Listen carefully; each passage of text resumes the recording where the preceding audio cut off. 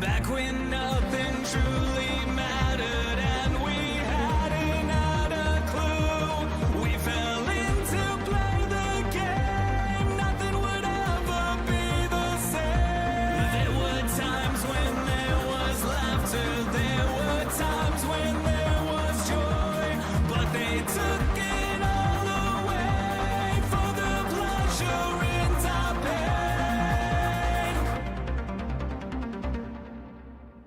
Welcome to our home, the world. Shine a light on everything.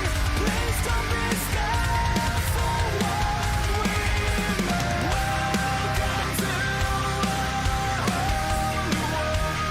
All the lie you tried to hide away from the scars we made. This is your chance to understand we did not design this plan that was built for you. There's nothing you can do. This is my warning, this is your sign that you can't go running high. We will fight for you. You know it to be true.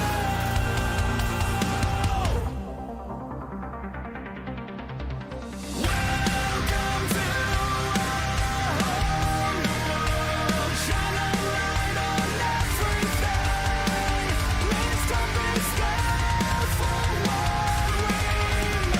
Welcome to our home, the world. All the lie you tried to hide away from the scars we made. From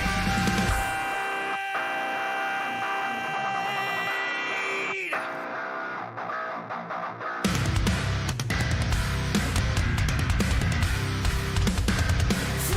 scars we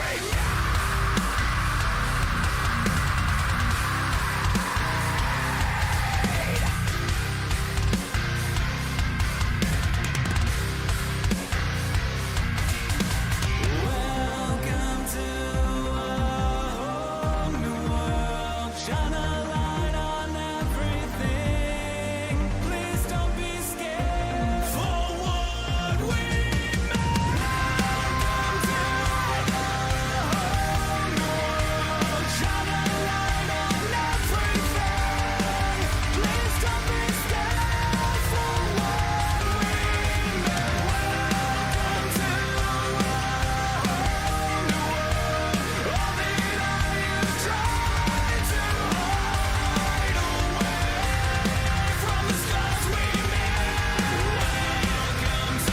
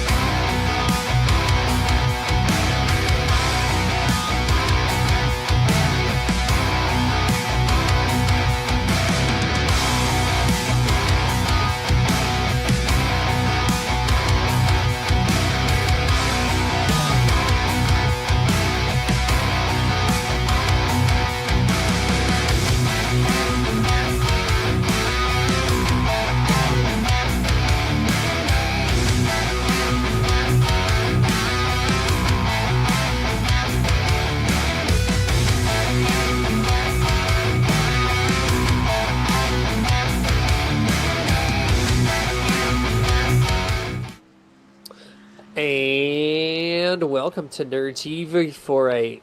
Is this a Friday? Yes, it is. It is a Friday evening broadcast from Nerd TV for a first time Memorial Race. It's going to be a special event here, so the ones who are joining into this session most likely know what's going on here, but we're going to break it down entirely of why we're doing it here on this Friday as we're starting the countdown to green, presented by Icon Apparel and, of course, us at Nerd TV. We're going to go over the regular stuff to start the broadcast, and then we got some guests we're going to pop in here, at least one. We're going to talk about some things. We're going to showcase some things, and this is not points. This is literally for fun and for one person only. And you see it there in the upper half of your screen, the Sena Memorial Race 250. This is in honor of Sena.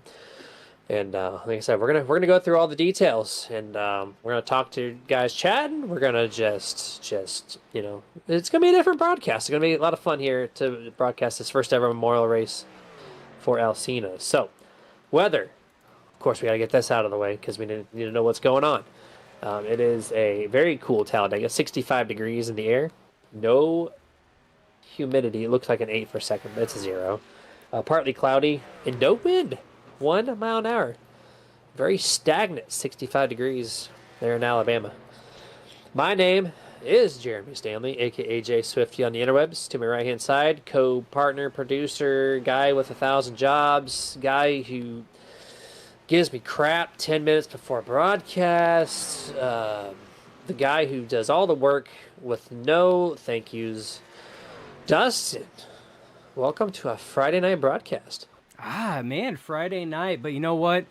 We love coming out for times just like this, though. That's why we do, what we do here at Nerd TV and Nerditudes is, it's heavy hearts at times like this. That's why we have races like this. But to see the community come together and to remember the good times and to remember the lasting effect that somebody had with so many people, so many drivers, on the track, people off the track. It's why we do this, and that's why we're here for the Sena Memorial Race 250 here at Talladega. Yeah, we have we're gonna, like I said, we're gonna go over some things and talk. And we got Rebecca Lane already on YouTube giving a special thank you to us for donating our time broadcasting, and then also thank you to Al's iRacing friends who also made donations for this evening's events. Thank you. So all of Al's friends that are watching, contributing or not, you can just literally watch. You can just literally be a part. Doesn't matter. We appreciate everyone's attention to this event here this evening. It is not about the money. It's about celebrating someone's life. And it's about having just a good time, OP style, here for this Memorial Race. And Dustin, do we, or should we now bring in the man that's setting this thing up, Mr. Everett Lane? Absolutely. Everett Lane is the organizer for this event. We said that we would bring him in and have a few words with him. And I think right now would be the best time, Jeremy. Let's make it happen. We're going to bring in Everett Lane. This is Jeremy and Dustin in the Nerd TV booth. You have a copy? I do believe so. There, Dustin, Jeremy, how you doing tonight? I picked up a head cold around 11 o'clock this morning, so I'm fighting that. But outside of that, I am perfectly fine. Everyone's happy, healthy. And Dustin, what about you? Hey, I am much better than I was Wednesday. Stomach bug is gone. I am here, and what better time to do it than on such a fantastic race? Absolutely. Everett, we brought you in here. I know you got a few words to say. Let's talk about this event, man. What's going on? And appreciate you putting on all this effort you've done to. It's not just a race. There's so many little Easter eggs in this race. It's amazing of how you're coming into the server as Al's name. You got his truck. You're gonna park the thing in front of the pace car all race long. Like there's so many cool things that are going on here. So just talk about tonight's event. Yeah, I've been looking forward to do this for my buddy Al. It's been in the making over a month and a half. We lost him a few months ago, and me and Al are pretty tight there, and we were going to put this race on for him. I talked to a bunch of other iRacers, and they said it'd be a great ideal. But I had Al's truck painted up for him about 3 months before he passed away, so I figured I'd run that bad boy tonight. But I'm not going to race tonight. I'm going to sit back and enjoy watching the race and just be a race admin up in the sky there to watch everything go on. and hope these guys can put on a good show. Most of these drivers were hand-picked, and they're going to start qualifying here soon. So we're going to see who the fast trucks are here for this qualifying. All right, man. So thank you for all you've done. The paint scheme that I'm presuming that Al has run in the past that you're in the session with tonight. It looks great. It's cool. We've got it's so many different schemes out here. I see the pit boards even are themed. It's just a huge event going on here tonight. And Yeah. I'm well done putting this thing together, dude. Well, thank you very much, Jeremy. You guys got your hands full tonight. There's a lot of nice paint schemes out there tonight.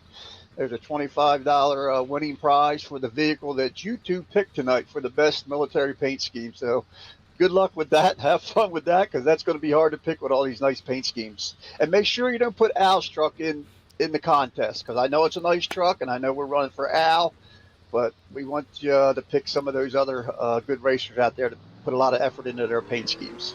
He got you on that You one, automatic- Jeremy. Yeah, you automatically win. So second place is going to be what's up for grabs. So. Yeah, that's a good one. All right, man. Well, have fun chatting with the boys tonight. This is what we're here to have: celebration, some fun, and hopefully this race is a blast. I'm really looking forward to this one. Yeah, thank you guys very much for donating your time to broadcast this for me tonight. It's been a big lift off my back knowing I got two great announcers for Al's Memorial Race, and he'd be very happy also. So thank you, and Dustin and you guys very much for what you're doing.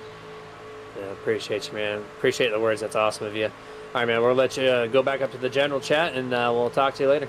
All right. Thank you, guys. Yes, sir. All right, Jeremy, qualifying is underway. In light of this event, I think we actually need to send off our faces in military style, my friend. And a salute. We'll catch you guys after the race. Does that mean we're done? Oh, no, we're not done, sir. Ain't no way we're done. We are just done with our faces on the screen. You know better than that. But qualifying is underway. So Rick Sanchez had the fastest time in practice. So we are on board with Rick right now.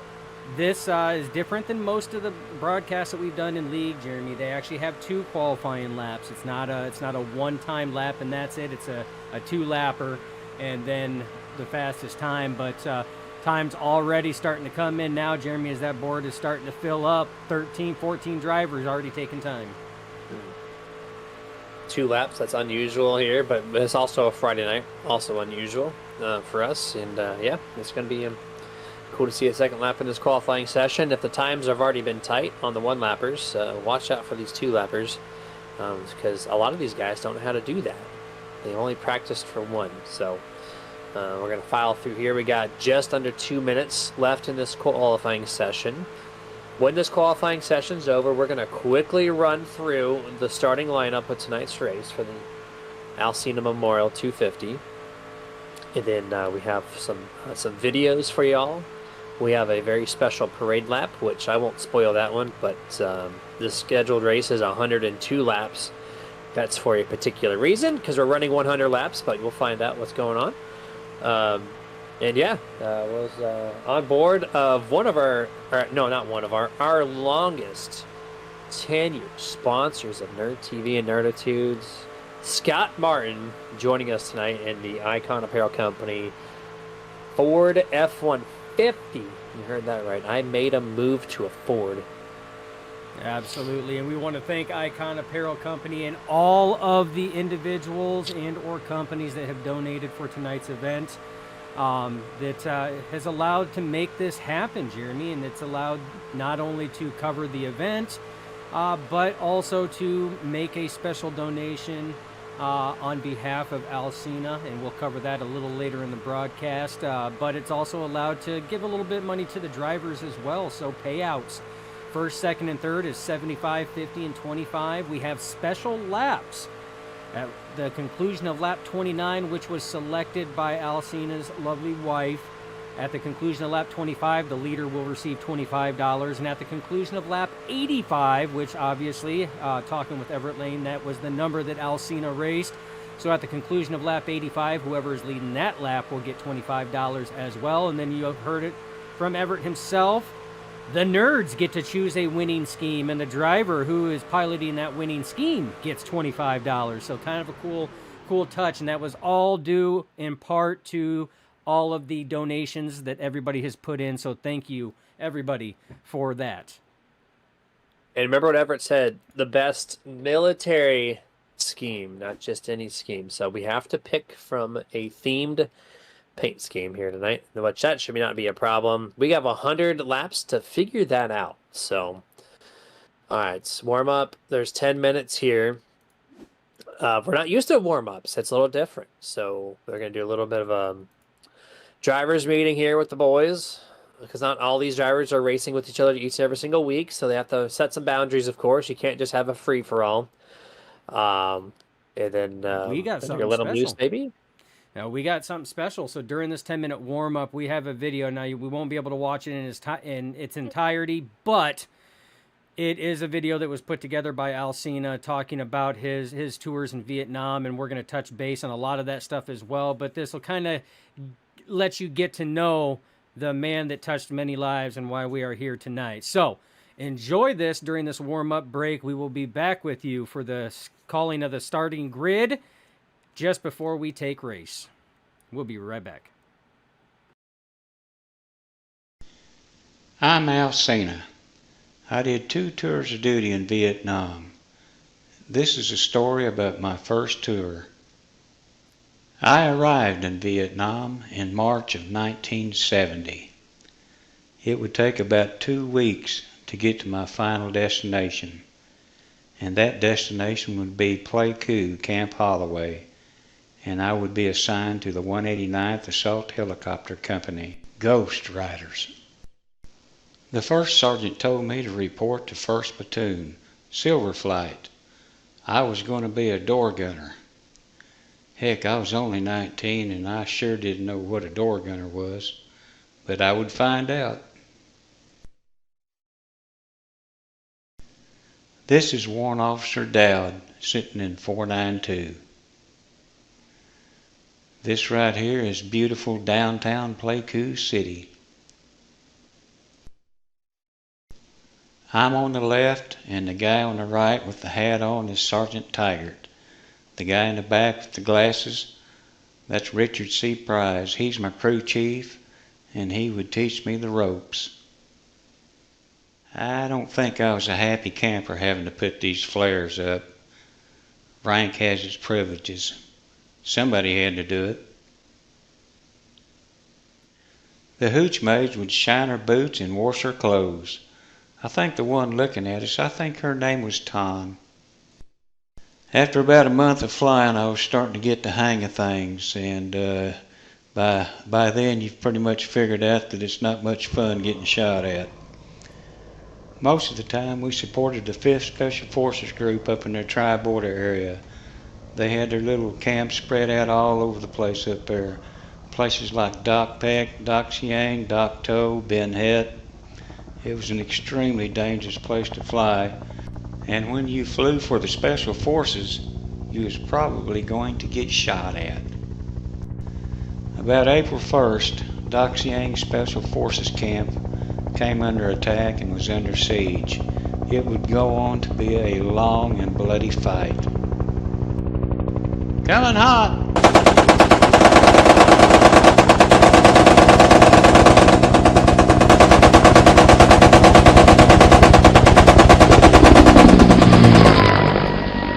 That's just recorded sound, but it might kind of give you an idea of what it was like in the chopper there when the crew chief and the door gunner were working out for their 60s. This is Davis, a crew chief, and sometimes I would gun for him. About 1 or 2 days after this picture was taken, we were shot down at Doc Siang, LZ Kangaroo, and Davis was severely wounded. In this picture, you'll see a big old hole down there on the floorboard. That's where a 51 cal came up through and splattered shrapnel all through the chopper and also all through Davis. I pulled Davis out of the well. I thought he was dead, but he was just unconscious. I was afraid we would go down in a big ball of fire. JP4 was just all over. We were soaked. Gary Hall of the AC did one hell of a flying job trying to find us a place to crash.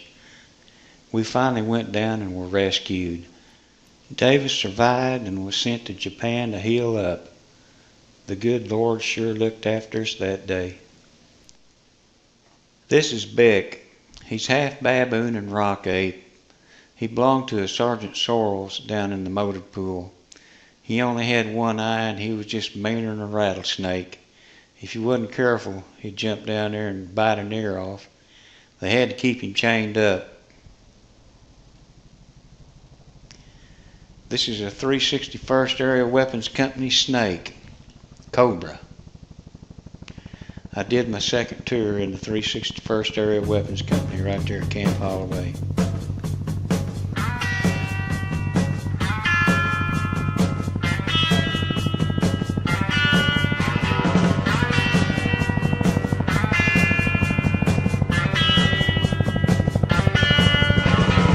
Some folks are born made to wave the flag. Ooh, they're red, white, and blue. And when the band plays "Hail to the Chief," ooh, they point the cannon at you. Lord, it ain't me, it ain't me. I ain't no senator, son. It ain't me, it ain't me. I ain't no fortunate one. Some folks are born silver spoon in hand. Lord, don't they help themselves, dog?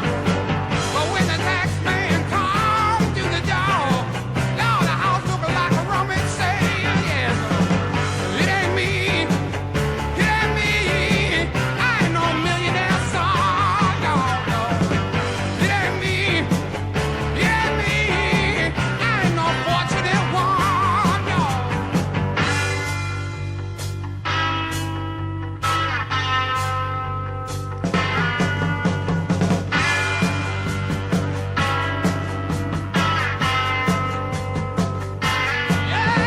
Yeah, some folks inherit star-spangled eyes.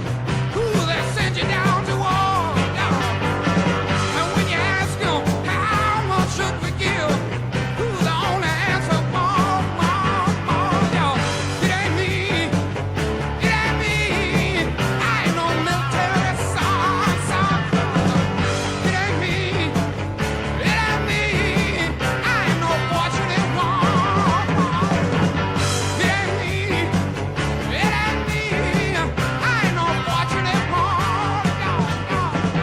It ain't me, it ain't me. I ain't no fortunate son.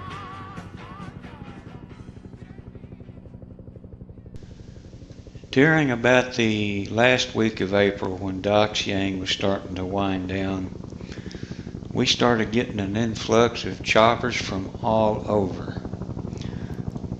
The 129th, the 155th, the 61st, 119th, the 57th, and others I haven't even heard of were coming into Camp Holloway and setting up shop. Camp Holloway was full of choppers and tents.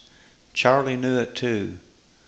Charlie knew something was up, so they would hit us every night with a few mortars and rockets. They even scored a direct hit one night on somebody's tent and killed a bunch. Today's the day. It's May 1st, and guess what? We're getting ready to invade Cambodia. They trucked the 101st Airborne Division all the way from Phu Bai down here, and you can see them starting to come up the ramp there. It looked like the whole division, but we were all getting ready to saddle up and head west.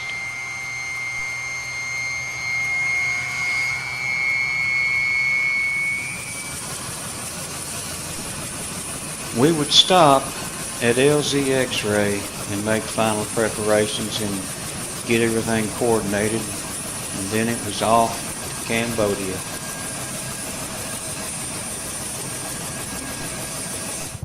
During the next month, we would make a lot of insertions and fly a lot of resupply missions in and out of Cambodia. On May 7th, on a resupply mission inside Cambodia. Charlie shot us up pretty good, and I went down for my second time.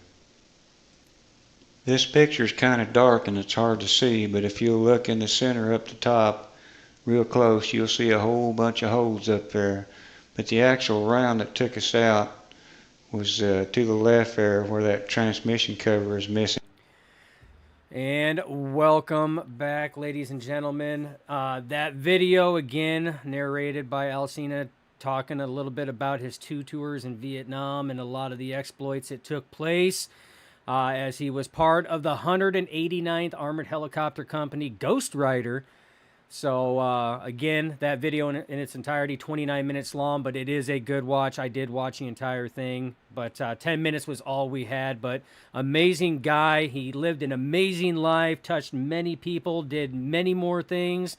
And these drivers tonight, both men and women tonight out here on the track, are going to pay homage to him by putting on one hell of a show. Jeremy, let's send it down to grid.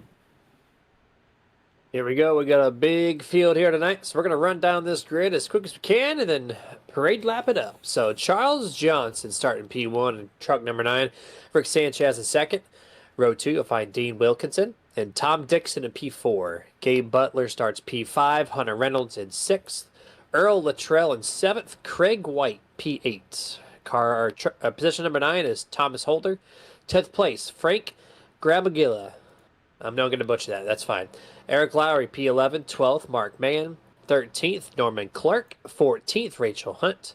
15th, Dude Conrad. 16th, Jamie Bullanger. 17th, Donald Kendrick. 18th, Jimmy Reynolds. 19th, Bud Steele. 20th, Gail Brooks. 21st, Kevin LaChance. 22nd, Doug Webb. 23rd, Scott Martin. 24th, Steve Buhala. 25th, James Randall. 26th, Rick Seabrands. 27th, Anthony English. 28th, well, he's not starting, but it'll be Everett Lane there in Alcena's name. Michael Hallett in 28th, technically. Robert Rock, Michael Martin, Brian Grimm, Bob Fitzgerald, David Fajoltz, Steve Vest, Randy Miner, and David Thatcher. 36 entries. We appreciate every single person who was picked to run this and accepted it and joined in the session. And Dustin, parade lap time. Parade lap time indeed. We are going to take a moment of respect as these drivers do a 3-wide tribute led by none other than the paint scheme driven by Sena himself.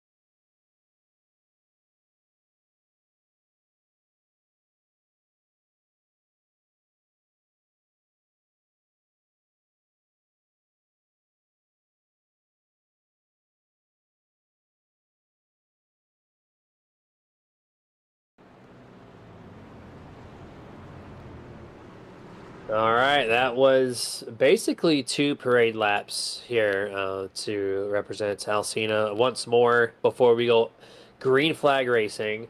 They took the green flag, they ran the lap, they have the caution out on lap 2.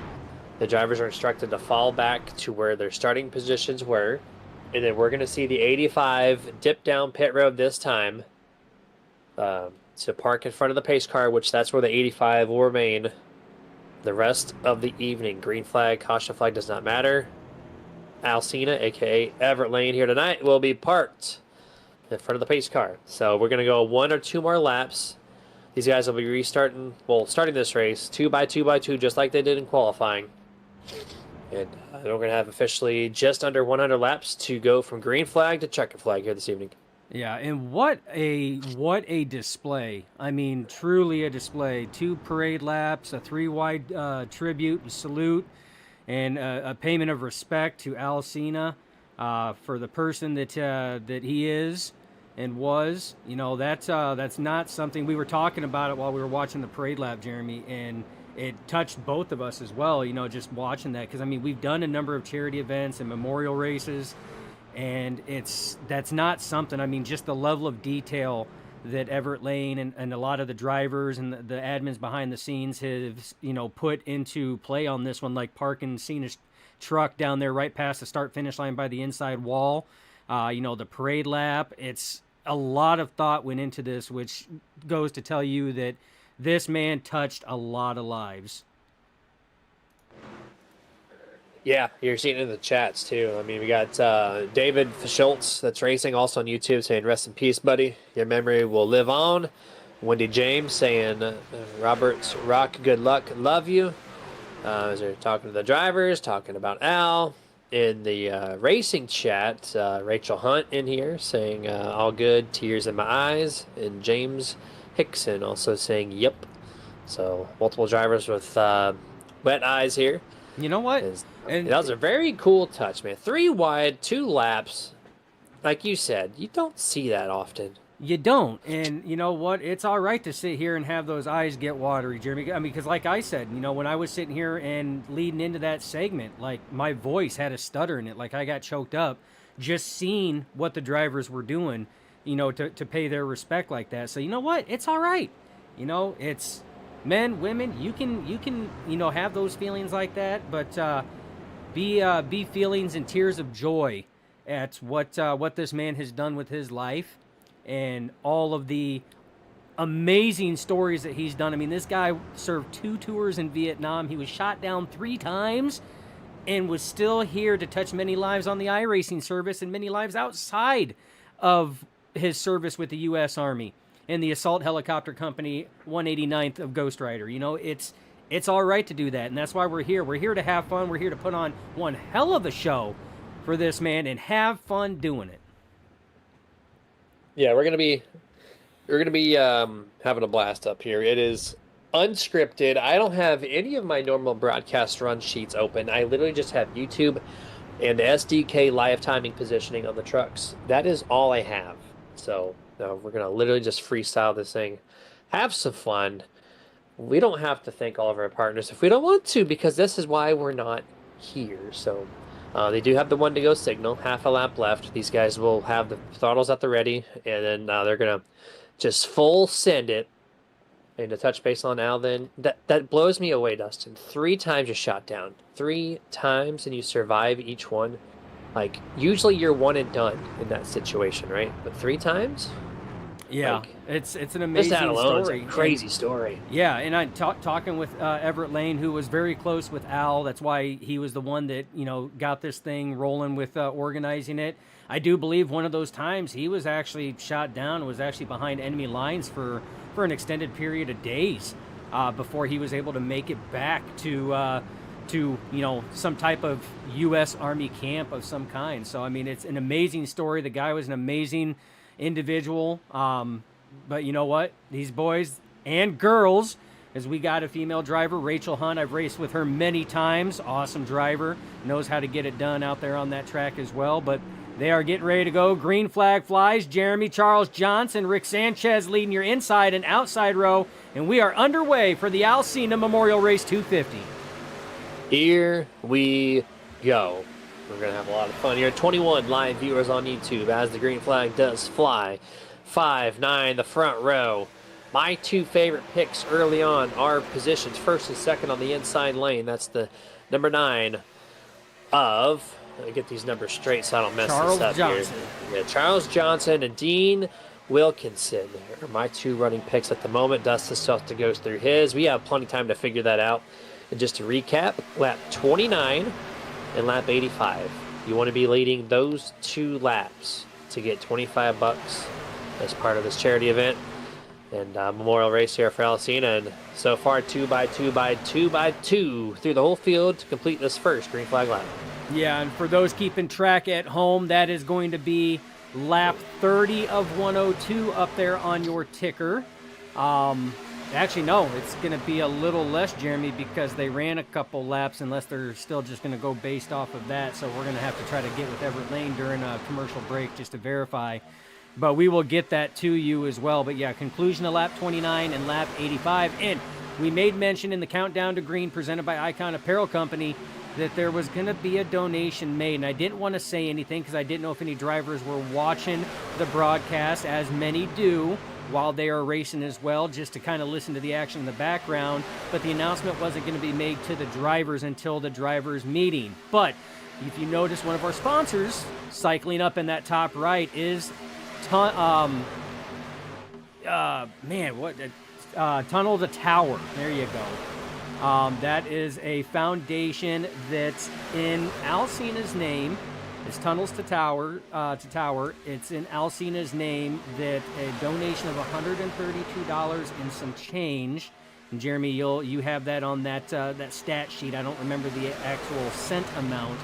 But $132 and some change will be donated each year to that foundation in Al's name on behalf of the iRacing community family. So that was something that was announced to the drivers that they were not aware of until the drivers meeting. There it is. Got Tunnel, 2 towers, and there's no cents. It's just literally $132. There You you nailed go. it on the head, Dustin.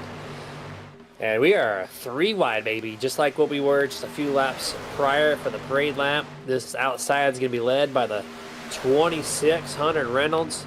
Last time around was a P7, now he's P4 at the line this time. As they got Rachel Hunt up there. They have the number 8 of Dude Conrad.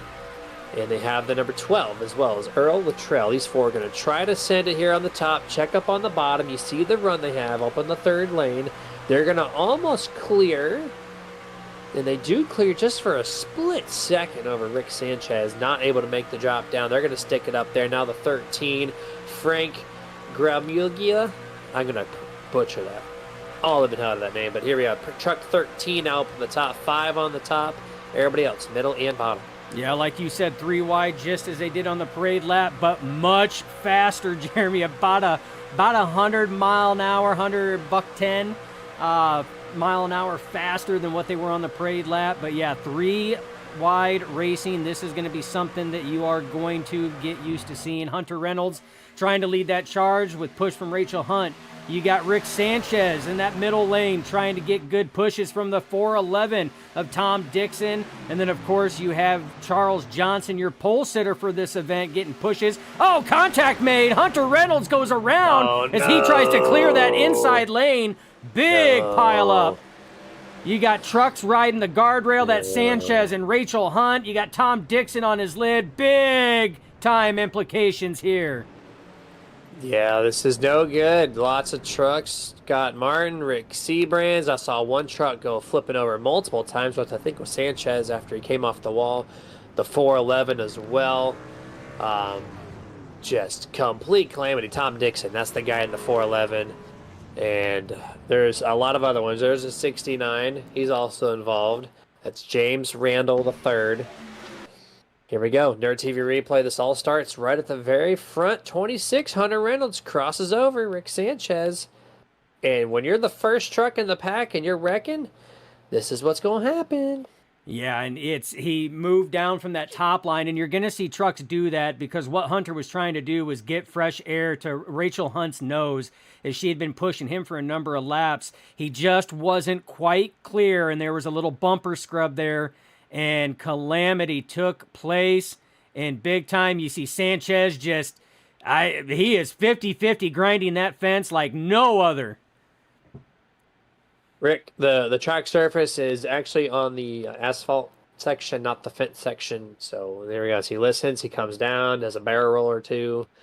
Wheels are stuck in the wall and zipping across the screen. Look at this. 1, 2, 3, 4, 5, 6, 7, 8, 9, 10, 11, 12, 13, about 14 trucks involved. Now, Dustin, what most of us are not accustomed to seeing is there's two, not one, but two fast repairs here tonight.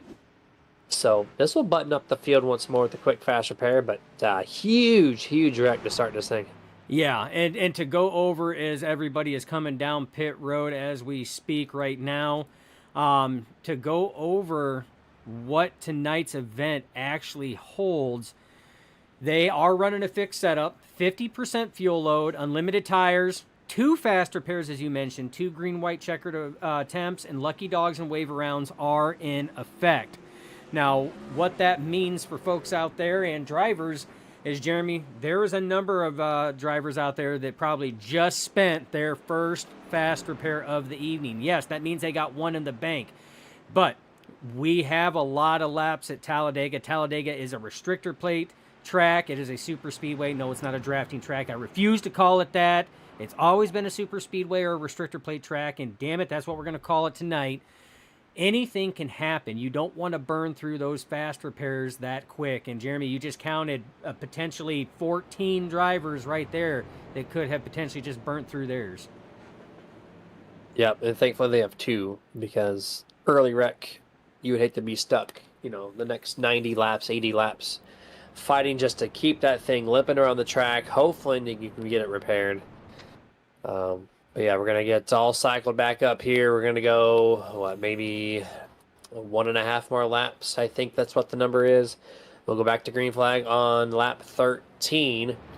And Dustin, we needed some clarification. I think underneath this first caution break, we're going to absolutely do that. And I'm going to try to drag in Everett Lane once more. And we're going to get clarification on that lap 29 rule in lap 85. So... Absolutely. These events here, there is no script. We just we go with what we have, and we have fun doing it. Everett, Jeremy, and Dustin in our TV booth. You got a copy? You doing better, guys? Hey, man.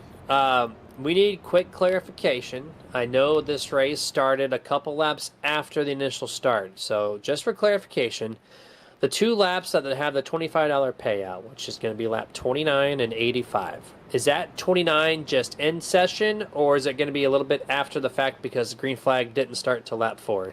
Nope, it still is lap 29. Whatever that falls on, it's going to stay right there. All right, there it is. But I was thinking the same thing myself, fellas. Well, and I didn't think about it until we were trying to clarify it, and then all of a sudden it hit me right in mid-sentence. I'm like, what? You know what? We may need to try to get clarification from Everett on that one, because the start of this race was different than any other memorial race that we broadcasted or seen. And I got to tell you, man, that 3-wide salute at the start was probably one of the coolest things to see, and just giving a moment of respect and no talking and just watching the drivers do that and seeing that truck lead. Not gonna lie, kind of got me choked up a little bit in the throat there. Yeah, it did me also. That was spectacular. That was an ideal from my buddy Dustin, and it looked perfect and beautiful on the broadcast. I got the broadcast on my left screen, the race on my center screen, and some admin stuff on my right screen, but that looked absolutely awesome.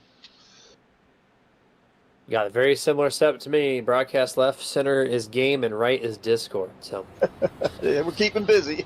yes, sir. Absolutely, man. Well, I'm going to let you get back to it, talk with your buddies, and we're going to go back to green flag in half a lap. All right. Thank you, Jeremy. Thank you, Dustin. Yeah. You betcha. So, clarification there, viewers.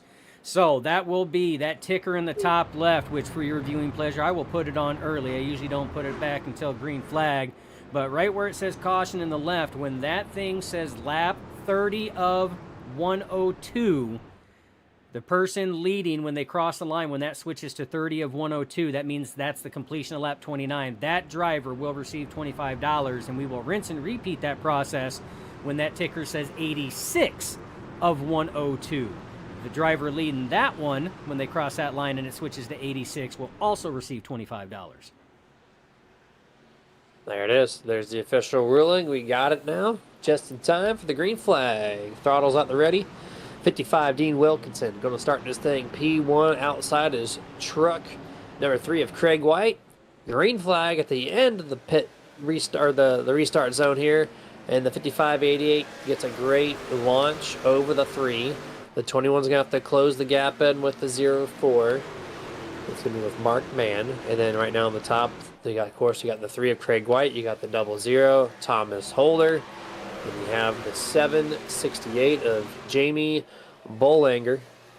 And kind of a scattered restart, Dustin. There was a lot of spacing throughout this whole field for the first opening half lap. I'm glad that you said that, because if you hadn't, I was going to make mention as well that restart was definitely a more conservative restart. You see this group of trucks right here has spaced themselves out, and you have to go further back until Doug Webb there leading that second pack. Now they will catch up due in big, fact to the draft, but definitely a way more conservative start than the initial start. But Jeremy, we did just have a big one. That was officially dubbed a big one for Talladega.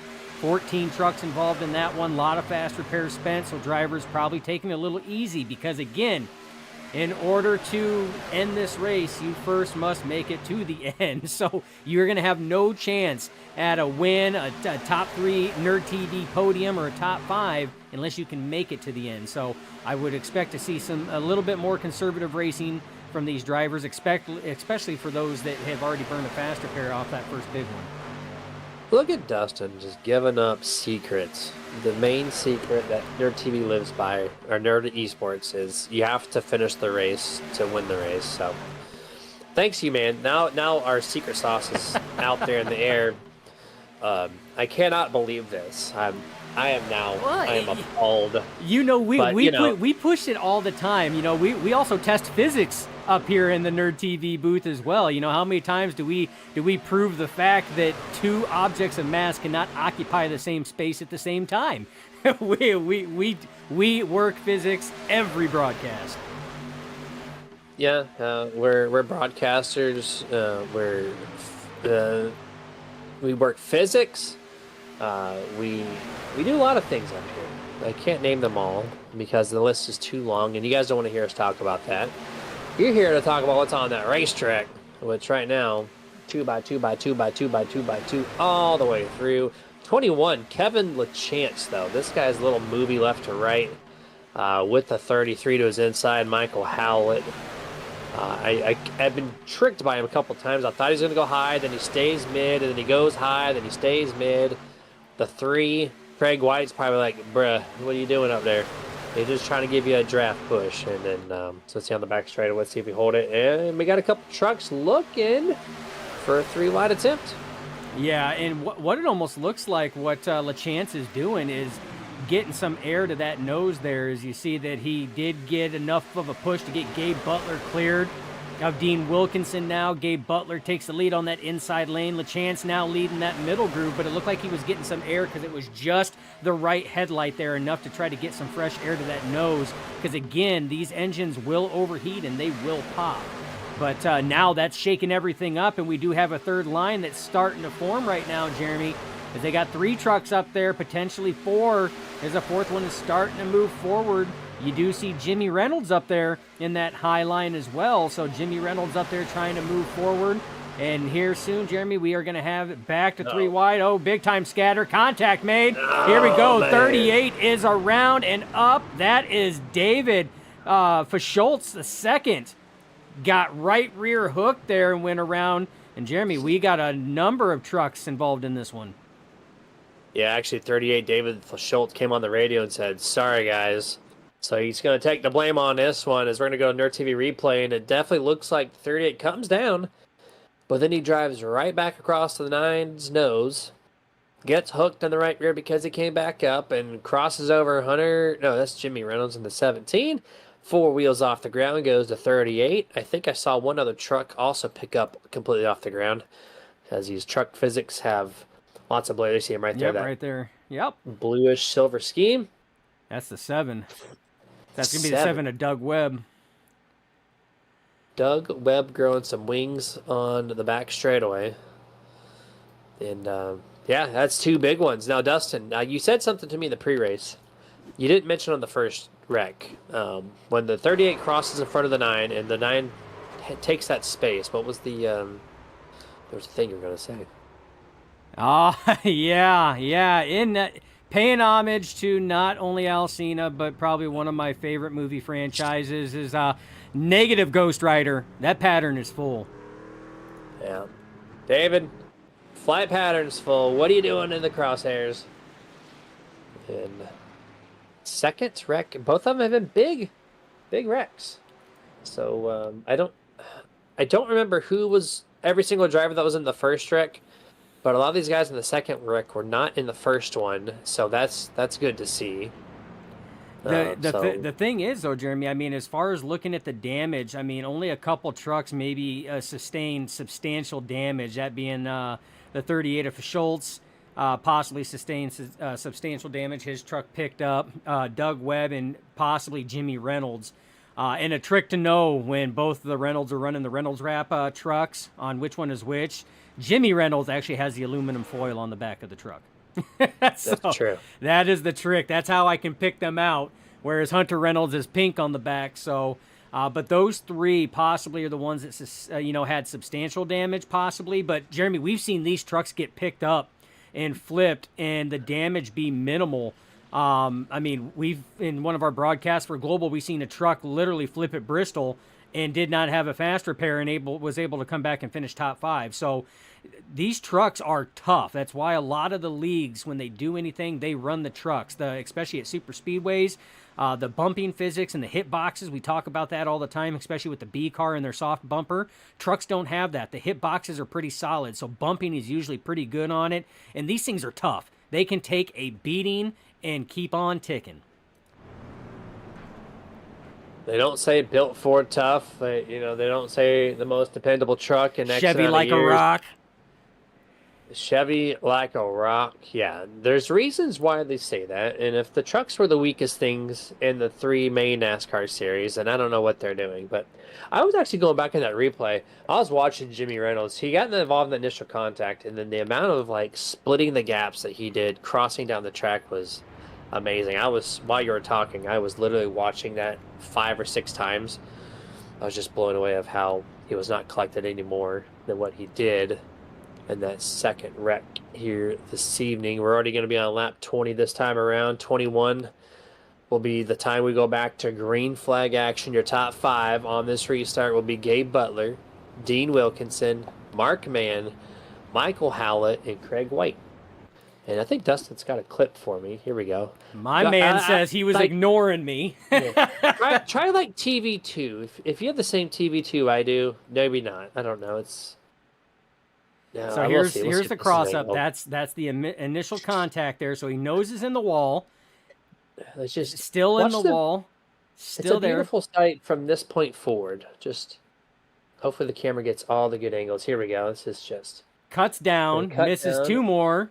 Oh, hold on. Here we go. And we're gonna go splitting the gap there, and then splitting the gap here. Locked it up. And here. And here. And here. Oh my.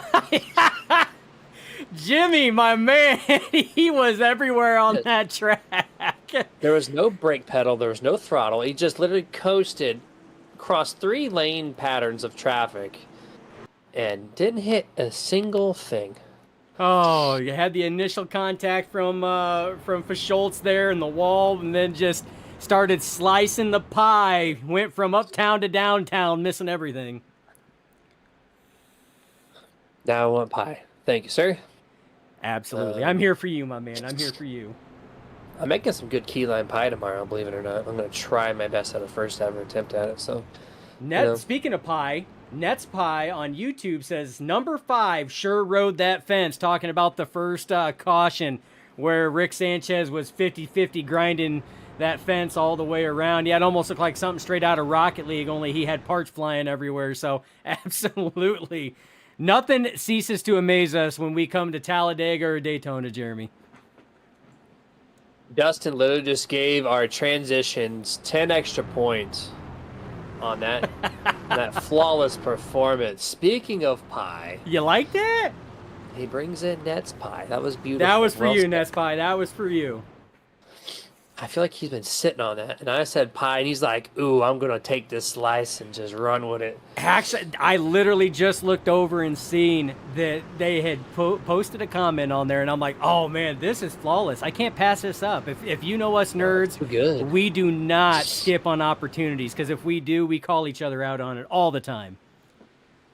And then it happens. Way more behind the scenes what you guys catch on the microphones on our broadcast. Here we go. Pace car or truck down. 88. Throttle at the ready. The last restart was at the very tail end of the restart zone. And almost the same story here. Green flag is out. Lap 21 of scheduled now 102. So this will be... never mind. Hold on. Oh. Scott Martin misses a gear. This was... Yeah, we're going to take a look back here. Scott Martin face palming everything right now. This is my paint scheme, and he's going to do this to it. Watch this. Missing a gear. Oh, he downshifted. Oh, man. Got Rick Sanchez. Got the 71 of Gale Brooks. And then, oh, man, who was that came in right at the last second? Oh, man. Yeah, and that's tough, and that's I mean, we've all been there. We've all done that. We have all went to go to shift and either didn't catch the gear, so we were still just wah, wah, wah, wah, wah, wah, wah, in second gear, not in third. And I mean, it's happened a number of times where you go to try to, shift a gear, and instead of going, from third to fourth, you go from third to second, and that's exactly kind of what it looked like, because it just kicked hard left on that one as it decelerated. Yeah, thankfully we're not up to speed by any means. The most contact was to the 24 and the 67 as it went nose to nose at the start-finish line. But the speed was minimal. So we're going to re-rack them. We're going to re-stack them. But I think we're going to take our commercial break. I need a drink. I need to clear my nasal area, so we'll be right back.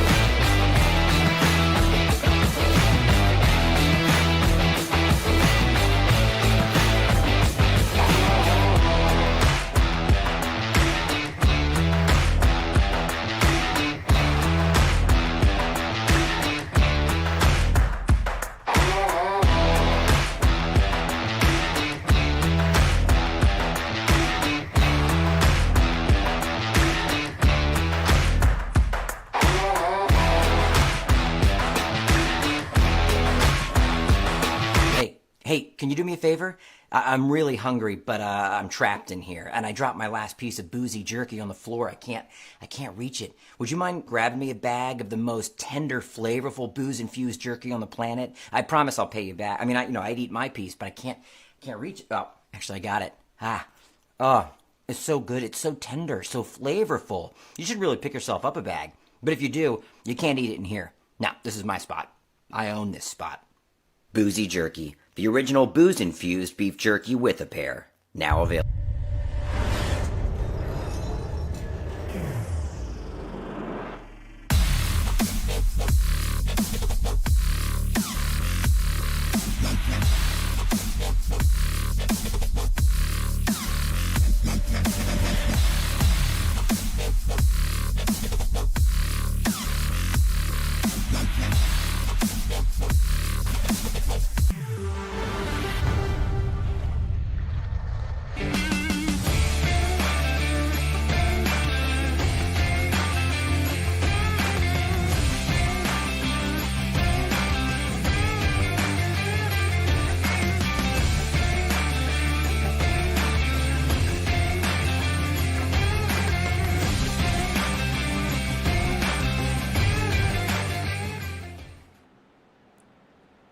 back to full screen here. We should be getting the 1 to go signal this time around.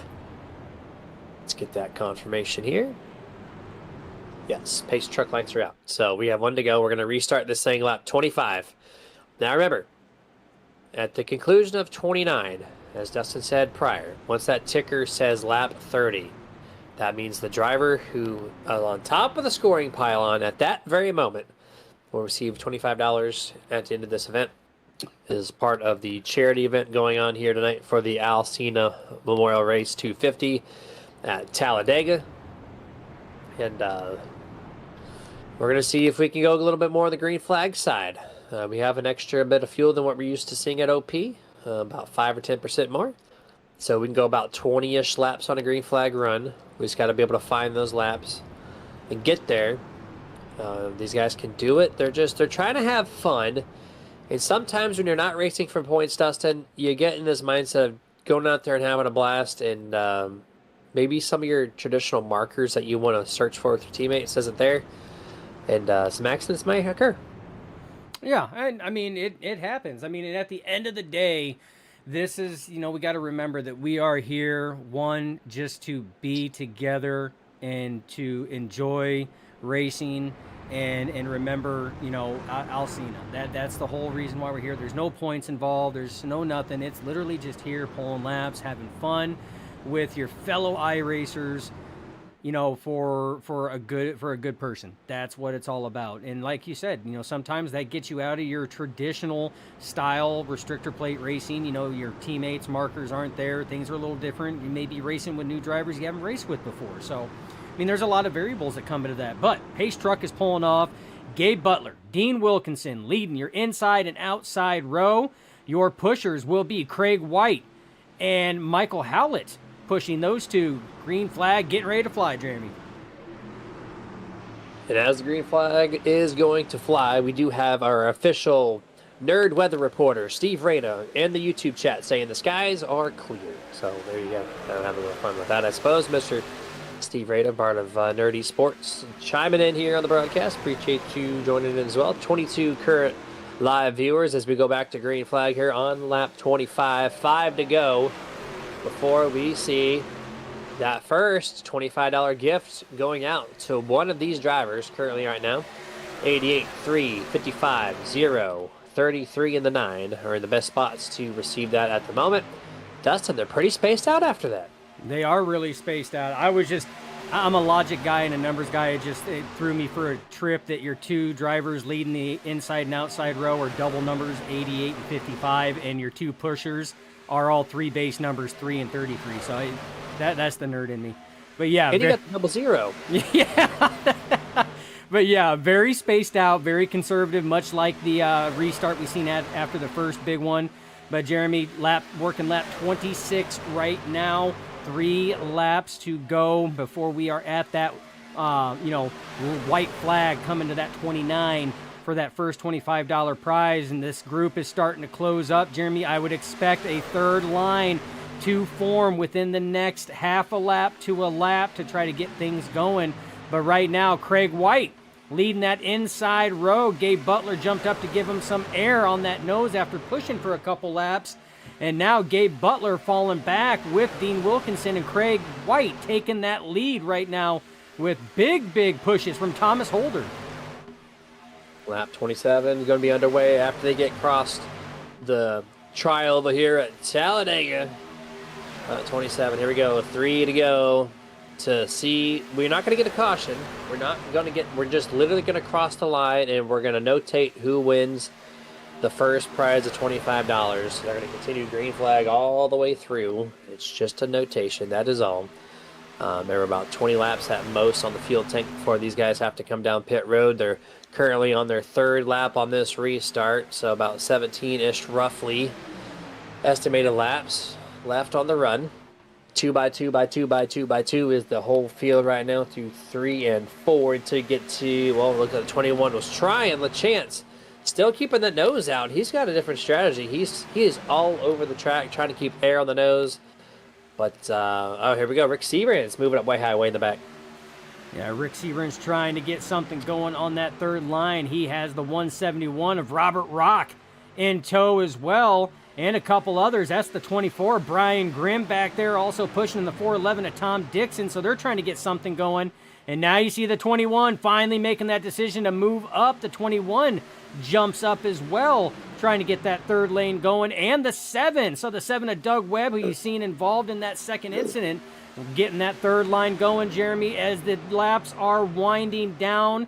They will be coming to the white flag, quote unquote, for the first prized lap of tonight's event. And right now, Craig White leading the way. Looks like it's currently going to go to either Craig White, Gabe Butler, or the driver of the 768, Jamie Bollinger, as he's creeping further and further through the field. But as I say that, the outside kind of stalls out, so we're going to scratch that name off the list. 88, 3. Two numbers we're very accustomed to seeing in the OP broadcasts.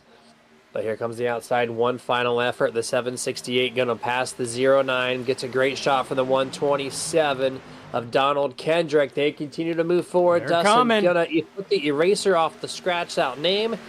3 wide. Who is going to get it? Who is going to get it? Bollinger up on the top side, Butler in the middle, White on the bottom as they work their way off of turn 4. 3 wide battle. They got to make it through the tri-oval and then to the start-finish line, Jeremy, and it's going to be a close one as they're working through the tri-oval. Who's it going to be? Gabe Butler gets that at the conclusion. Congratulations, Gabe Butler, on your $25 as he crosses that line by a nose. Gabe Butler knows how to win stage racing.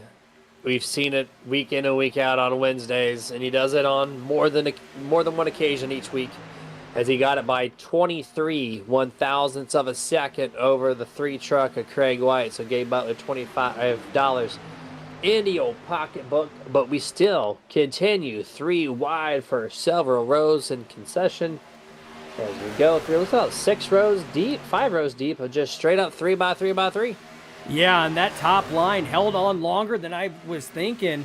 There was a little bit of a bobble by the 127 of Donald Kendrick there, which kind of slowed it up, but Bollinger was holding strong up there and almost had Wilkinson cleared on that inside lane, but Gabe Butler leading the charge on that inside, getting pushed from the 3 of Craig White, and you still got Dean Wilkinson up on the top side, getting big pushes from the 04 of Mark Mann, and you see drivers moving. That's Eric Lowry in the 071 going from midtown to downtown, and now you see Wilkinson finally clearing the inside lane, and he goes from midtown to downtown.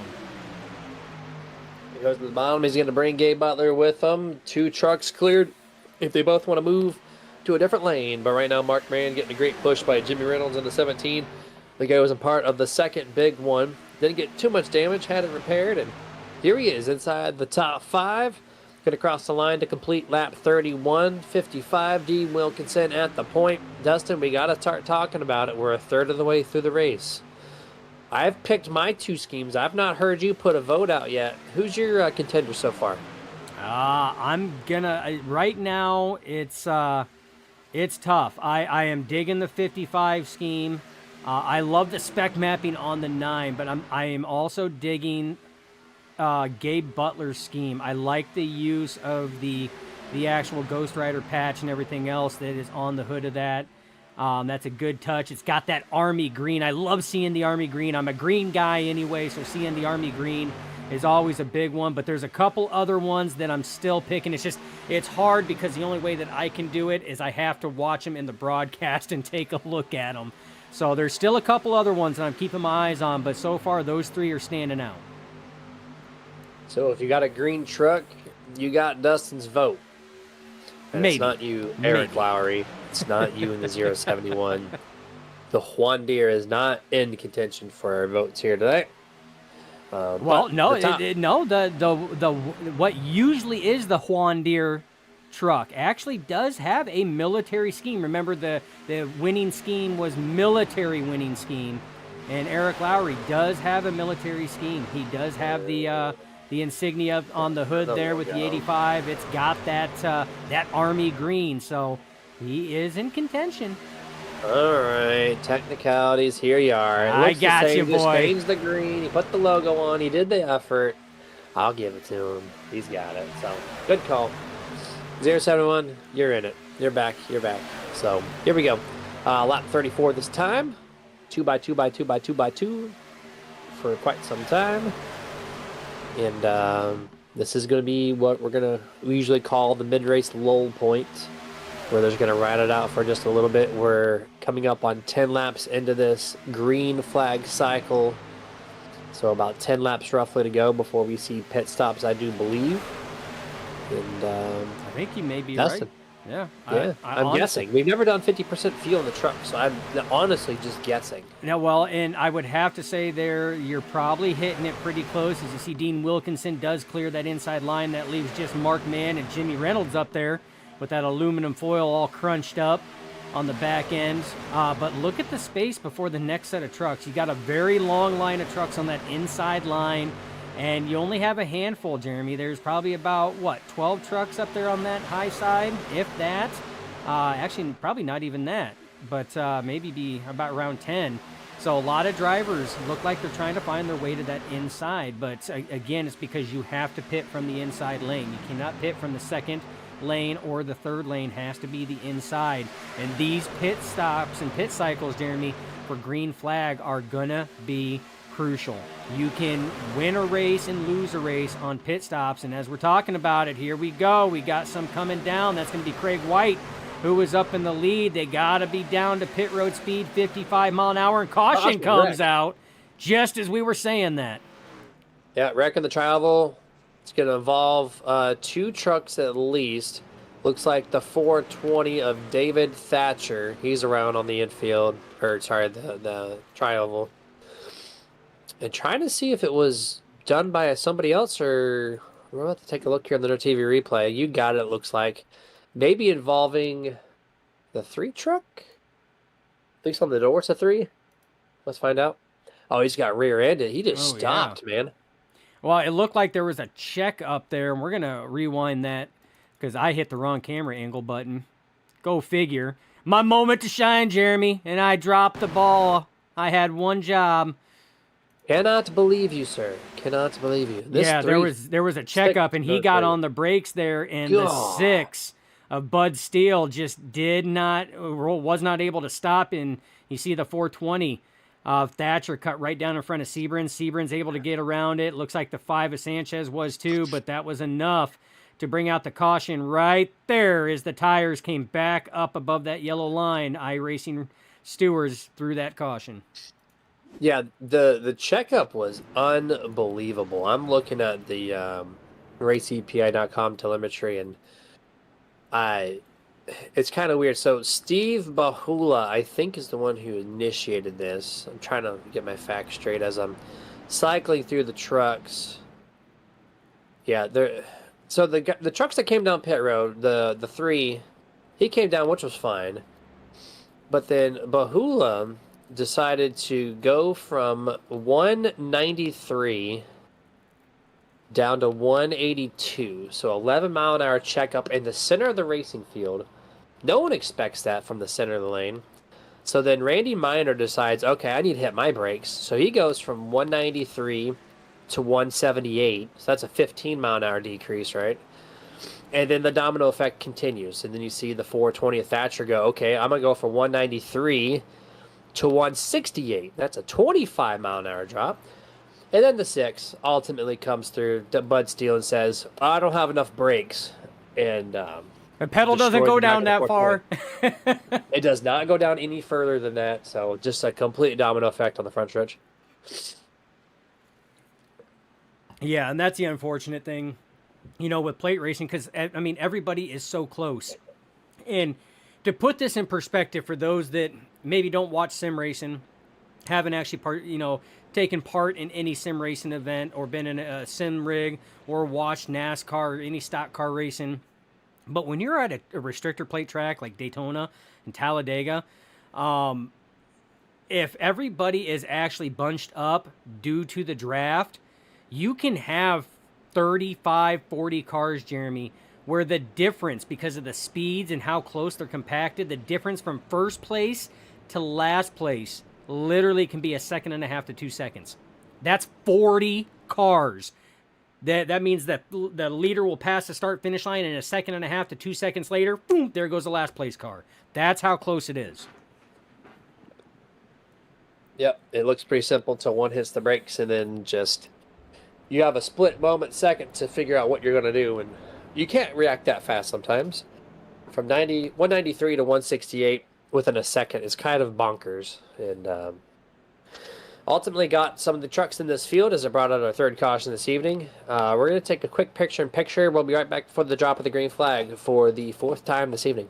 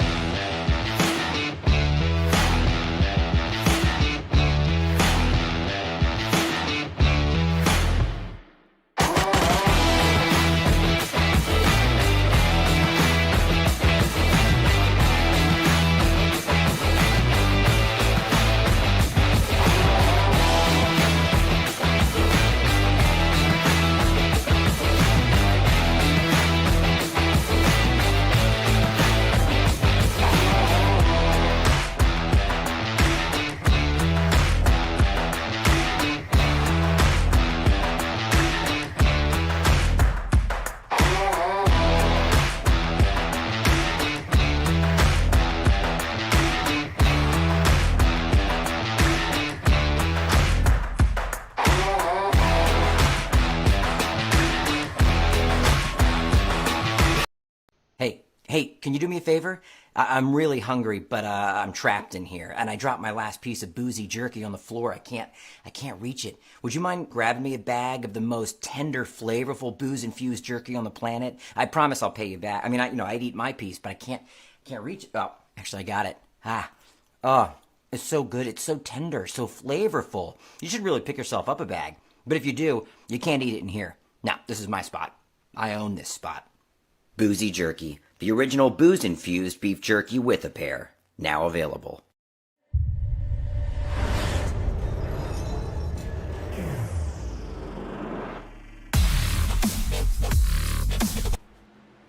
Back to full screen, just in time for the restart here. It's going to resume this race on lap 39 of scheduled 102 laps here this evening. 3, 2, 1, green flag. Green flag back in the skies.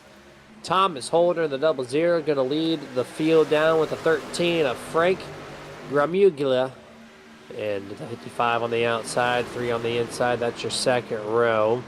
The number 9, Charles Johnson, great shoves to the 55 of Dean Wilkinson. These guys have been up in the front half of this field basically this entire race for almost being 50% done in the next 10 laps, Dustin. And I guess the caution kind of kept them there, but it is difficult to race with people you don't know and be able to run up front the entire event so far. Yeah, well, I mean, drivers like Gramuglia, Wilkinson, Holder, and White, they all came down. Remember, they were the first trucks to come down to the service of their virtual pit crews. They had crossed the pit road commitment line, and then the caution came out so they could complete their pit service. So that was actually to their benefit because they already had their pit service. So everybody else still had to pit. So it put them right up at the top spot. So that played out almost perfectly to plan, but they couldn't have planned for that, but it worked out to their advantage. Yeah, no, perfect. That was an early pit stop. I was predicting 10 laps further before the majority that came down to pit road, but they came down stupid early, and it worked. It worked wonderfully. So, contact, 00 into 3, entering turn 3. That could have been something crazy like etch-a-sketch at minimum. They keep it clear, though, from any cautions, but that caused a 3 momentarily. Craig White to go below the double yellow line into turn 3.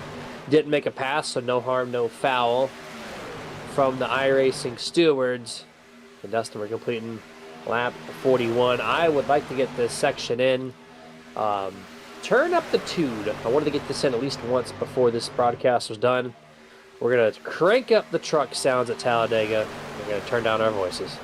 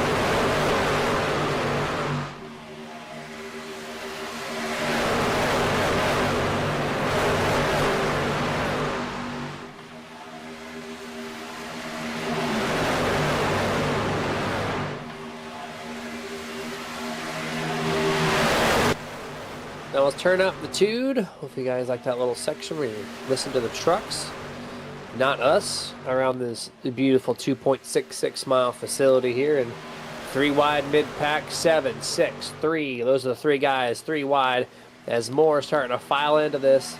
And we've seen this already a few times.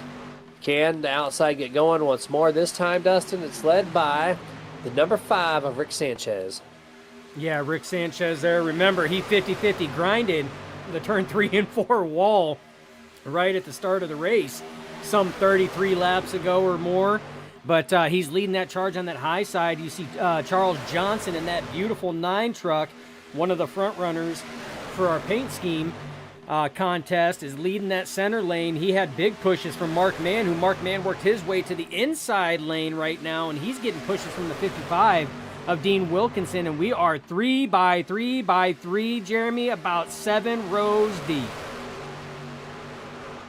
Crazy racing going on here just before the midway point in this race, and I told Steve I would get this shouted out here on the broadcast on YouTube. He said, "Nerd pit reporter here coming in, a word from the pits, a few drivers' cooling systems isn't working, so they're sweating balls." Which, if you're in Florida, and especially my house is, oh, we got a wreck. Hold on, 12 into the wall, upside down on the door panel goes Earl Luttrell. I think he's trying to outdo Sanchez, but I think Sanchez still gets the style points. Listen, they're in the same color scheme, silver, whitish, yellow, and red. So if you're in that color combo, expect turn 3 chaos. We're also bringing the 38 of David Fischolz, the 33 as well of Michael Howlett. Oh, negative, Ghost Rider. That pattern is full. You can't occupy the same space, and you can't move down if there's no room, and big time nose contact as the 12 drives it up the wall. You see the 33 gets turned there by the 127.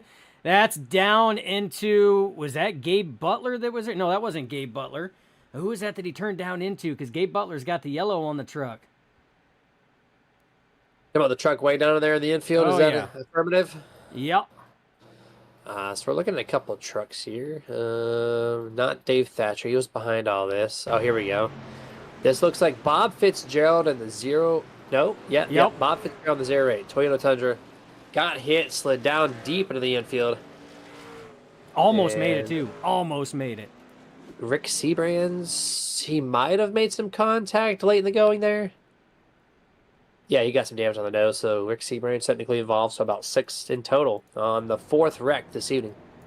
Oh, man, yeah, it's, I told you, Jeremy, we were going to have chances. I was on it this time. I missed my cue the first time, but I was on it this time. But yeah, it's, that was tight racing. It looked like the 12 was about a half a lane high. The 38 was there, and just contact was made. When you're running that close, there is minimal room for error there, and it was just 2 trucks, bumpers trying to occupy the same space, and 12 got left rear hooked on that one, tried to correct it, and when the front tires gripped, it shot straight to the wall. And you seen his Sanchez 50-50 grind attempt. But again, I still give the style points to Rick because I don't think anybody did it as good as the 5 50-50 grinding with both front tires just dangling on by the tethers. If you go flashback to Inter 2003 Riverside Road Course, the final corner there, and the right-hander before the start-finish line, that wall was always the one you could ride the fence and make up time. So that's what kind of reminds me of that Turn 3 wall ride here. Going way back. Yeah, that custom-made track, it was beautifully done. And yeah, that wall, that fence line was always so fast to run. You can tell in 2003 the damage wasn't all that great because you could wall ride and still make lap time. So, but yeah, no, that kind of reminded me of that for sure. But yeah, no one's gonna touch. I don't think I've not seen anyone do it better than Rick Sanchez here tonight. Turn 3, all 4 wheels on the fence, throttle down. It was a fun time. Absolutely, and we got to thank all the viewers tuning in for the inaugural running of the Sena Memorial Race 250 and talking with the individuals that put this event on. The idea is to continue running this event as a yearly tradition. So if everything works out, may not be the last time you see the running of an Sena Memorial Race 250 with this group of guys and the individuals that have put this event on. But thank everybody for tuning in. Everybody that shouted out in the chat, shout out in the chats more. Got to give a shout out to David Fischultz as well for giving a subscribe to the Nerditudes YouTube channel. Much appreciated. And again, much love and respect to everybody tuning in either live or watching this back on video on demand. Yeah, 100% here. Should be getting the green flag, or the one to go signal rather, this time by. So lap 48. We're going to restart this race here. And yeah, 23 viewers currently on YouTube. I see Steve is doing our pit reporting and sponsor shout-outs in the chats. Appreciate y'all, or him, for doing that. But yeah, we haven't had a chat really since NetsPie. That was, what, 20 laps, 25 laps ago? So we see the viewers. Let's have some fun. Shout out whatever you want. Pick your favorite driver. Pick your favorite scheme. Tell me anything. Let's talk. Let's have some fun here. I like that. You know what? I mean, anybody viewing, you guys you guys can help us. Help us decide what paint schemes should be up there. We have our likes and everything else, but you know what? We like to hear different inputs. Tell us whose military style paint scheme you really dig. And we'll take that into consideration as well before we announce our top choice. And by our, if you guys help out, it's not just Jeremy and myself. It's also you guys. So it's collectively all of our choice for that best paint scheme. You can't have a favorite with 2 people that have different opinions. You know, that third one comes into play. A potential 2-to-1 vote could be the crowd. That's you guys, 25 currently viewing. You got the camera angles. You can see them. Oh, we got the camera angles. Thank you to Whiplash yeah. Sim Cams. Absolutely. Yeah, they got so many different camera angles to choose from. You got them all at your disposal through Dustin producing this event. Then you have the ticker that scrolls across the top of the screen horizontally. It's going to tell you the number. So correlate those two and tell us who your favorite is. We're going to go back to green flag here very momentarily. Pace truck is coming down. And we're going to get back to it, though. 9 in the 0-4 at the start. Here we go. Green flag looming as soon as you get to the blue and white Geico restart zone. Green flag. Charles Johnson leading this thing with Brian Grimm, Mark Mann, Dean Wilkinson, Kevin LaChance. Your top 5 on this restart. And we got about 3-4 laps left, and we are officially halfway done. Yeah, you got Charles Johnson leading the inside, getting big pushes from the 24 of Brian Grimm, Mark Mann trying to build up that momentum. Now on that top side, it does take about a half a lap, about halfway down that backstretch before they start getting that momentum to go side by side. Just as you are seeing, But Mark Mann getting big pushes from the 55 of Dean Wilkinson. Wilkinson getting big pushes from the 71 of Gale Brooks. And those drivers now have closed that midline up neck and neck with that inside line, and they're getting more help. You got Jimmy Reynolds coming in tow. So back to 2 by 2 by 2, about 10 rows deep. There we go through the trial over here. I did notice that Everett Lane is driving the 85 tonight for Al Sena. He did not complete the start to finish in front of the pace car. No. If you can quickly go to the 85, Dustin, look at him. Just getting the best seat in the house. Let me tell you what. Just looking at the start-finish line. Going to get a picture-perfect finish to this race. This is usually the big calamity spot here. Getting to the start-finish line. The wrecks happen here. So he's definitely going to have, like, top-tier seating for this finish of this race tonight. Could you imagine what tickets for this seat right here would go for? Just to be on this one here, watching them come through the tri-oval, and here they come, and it's going to be fast. Remember that 1.5 to 2 seconds? There it is, right there. But look at that view that he is getting, watching the Memorial Race that he has helped orchestrate. Amazing seat choice, absolutely. I guess when you put in the work, you can get whatever seat in the house you want, and what better place to be on track, where the caution flags will not fly. And yeah, no, I think we should. If the race is too close to call, we'll keep it normal cameras. But if it's like a clear-cut winner, I want to see that finish from the 85's roof camera. That would be a beautiful sight to see.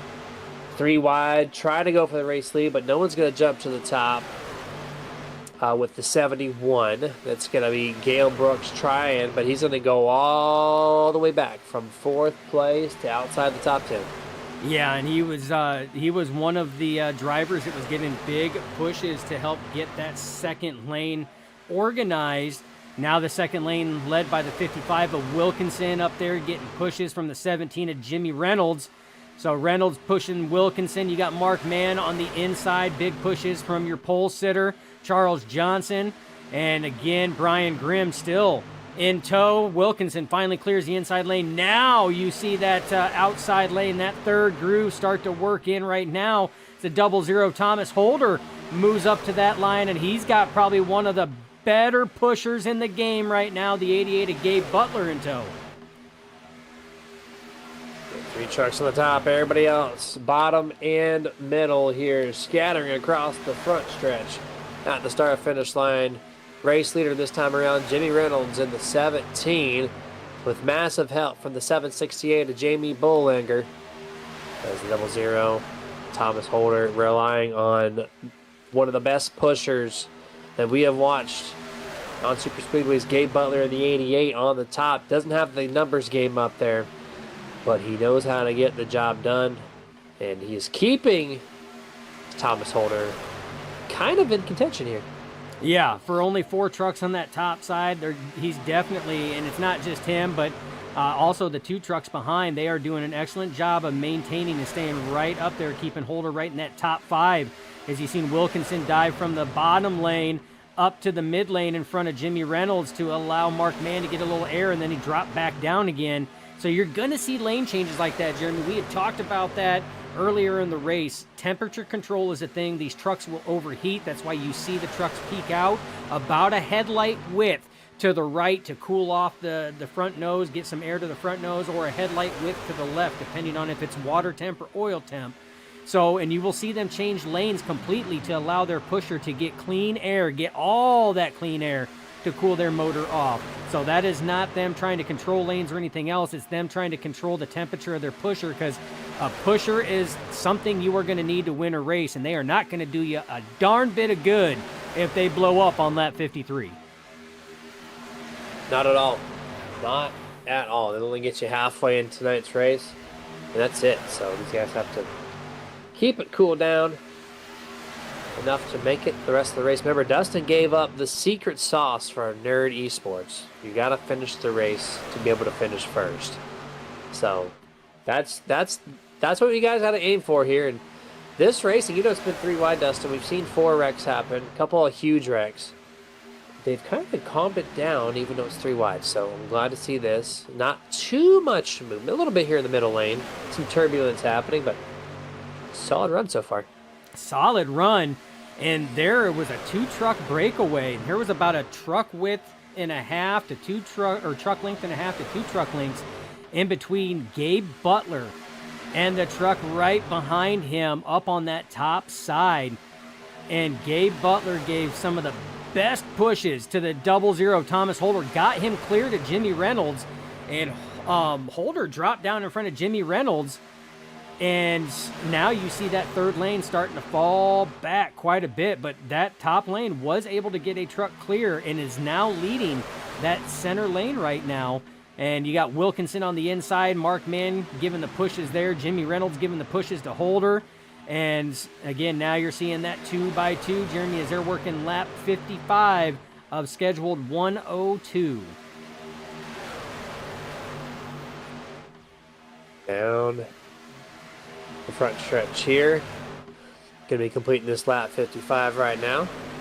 2x2 all the way through to about 14th, 16th, somewhere in that range, and they go single file for just, to keep in pace with the front leading trucks right now. As we're gonna go Space Panda drone cam. First time we're gonna launch this thing into the sky. Our camera, Dustin controls in the skies, does 200 plus mile an hour with the most stable hand in the game. Look how smooth our drone camera flies. Over the 6, over the 88. We're going to turn around 180, just like that. We're going to touch the spoiler of the 6. I don't know if that's legal, but we did it anyways. We're going to fly through. Here's 13. It's Frank. Get a good look at truck number 7, Doug Webb. There's the chance. Look at this. Very little movement considering this turbulence coming off these spoilers is absolute insane. Yeah, and I mean, these guys, these drivers, again, this is something that they do all the time, and these guys are smooth as silk, which is what allows me to control this drone and give you guys some of the amazing Space Panda drone cam shots that we have. You see right now, Gale Brooks, Gabe Butler, look at that 2-truck run on that outside. Brooks giving Butler the business on that back end, trying to get him clear of Jimmy Reynolds, and we got a 3-truck battle up at the front. You got Holder on the inside and Reynolds there, and now the 2 trucks falling back. That tells me that Gale Brooks, he's trying to get some air. That's an overheat thing. They don't want to sit here and pop it. They're going to have to fall back in line. This is why a majority of the field is 2 wide. They are not trying to push the issue at this time to overheat these things. We're probably going to run this 2 wide for the majority of this fuel run before we see pit stops, which will be, I think, roughly in the next 10 laps if we go green the whole way. We'll see here. Closing up on lap 60, Dustin. We're going to take one of our last picture-in-picture commercial breaks. I got to take care of something real quick. We'll be right back.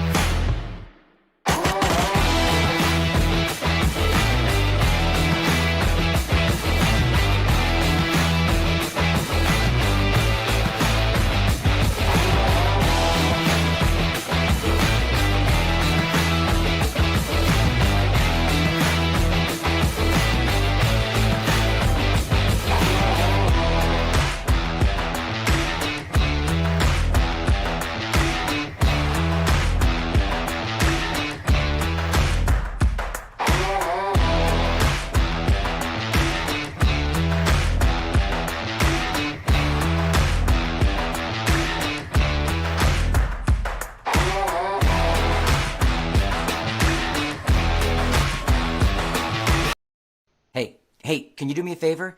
I'm really hungry, but I'm trapped in here, and I dropped my last piece of boozy jerky on the floor. I can't reach it. Would you mind grabbing me a bag of the most tender, flavorful booze-infused jerky on the planet? I promise I'll pay you back. I mean, I'd eat my piece, but I can't reach it. Oh, actually, I got it.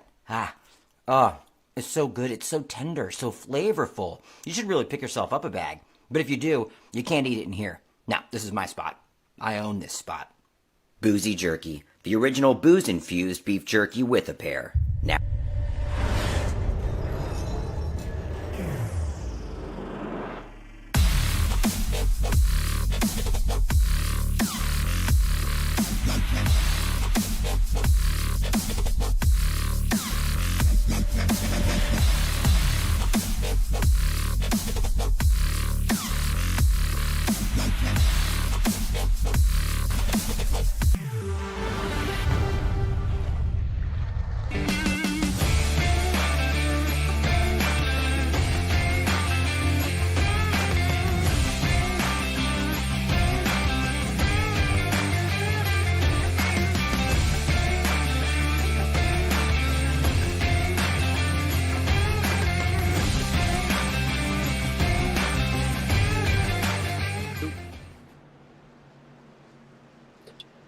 And pit stops. Pit stops. I think the 50% rule is maybe not in effect. There's a lot of trucks coming down before I would expect them to, but nonetheless, pit road is busy right now.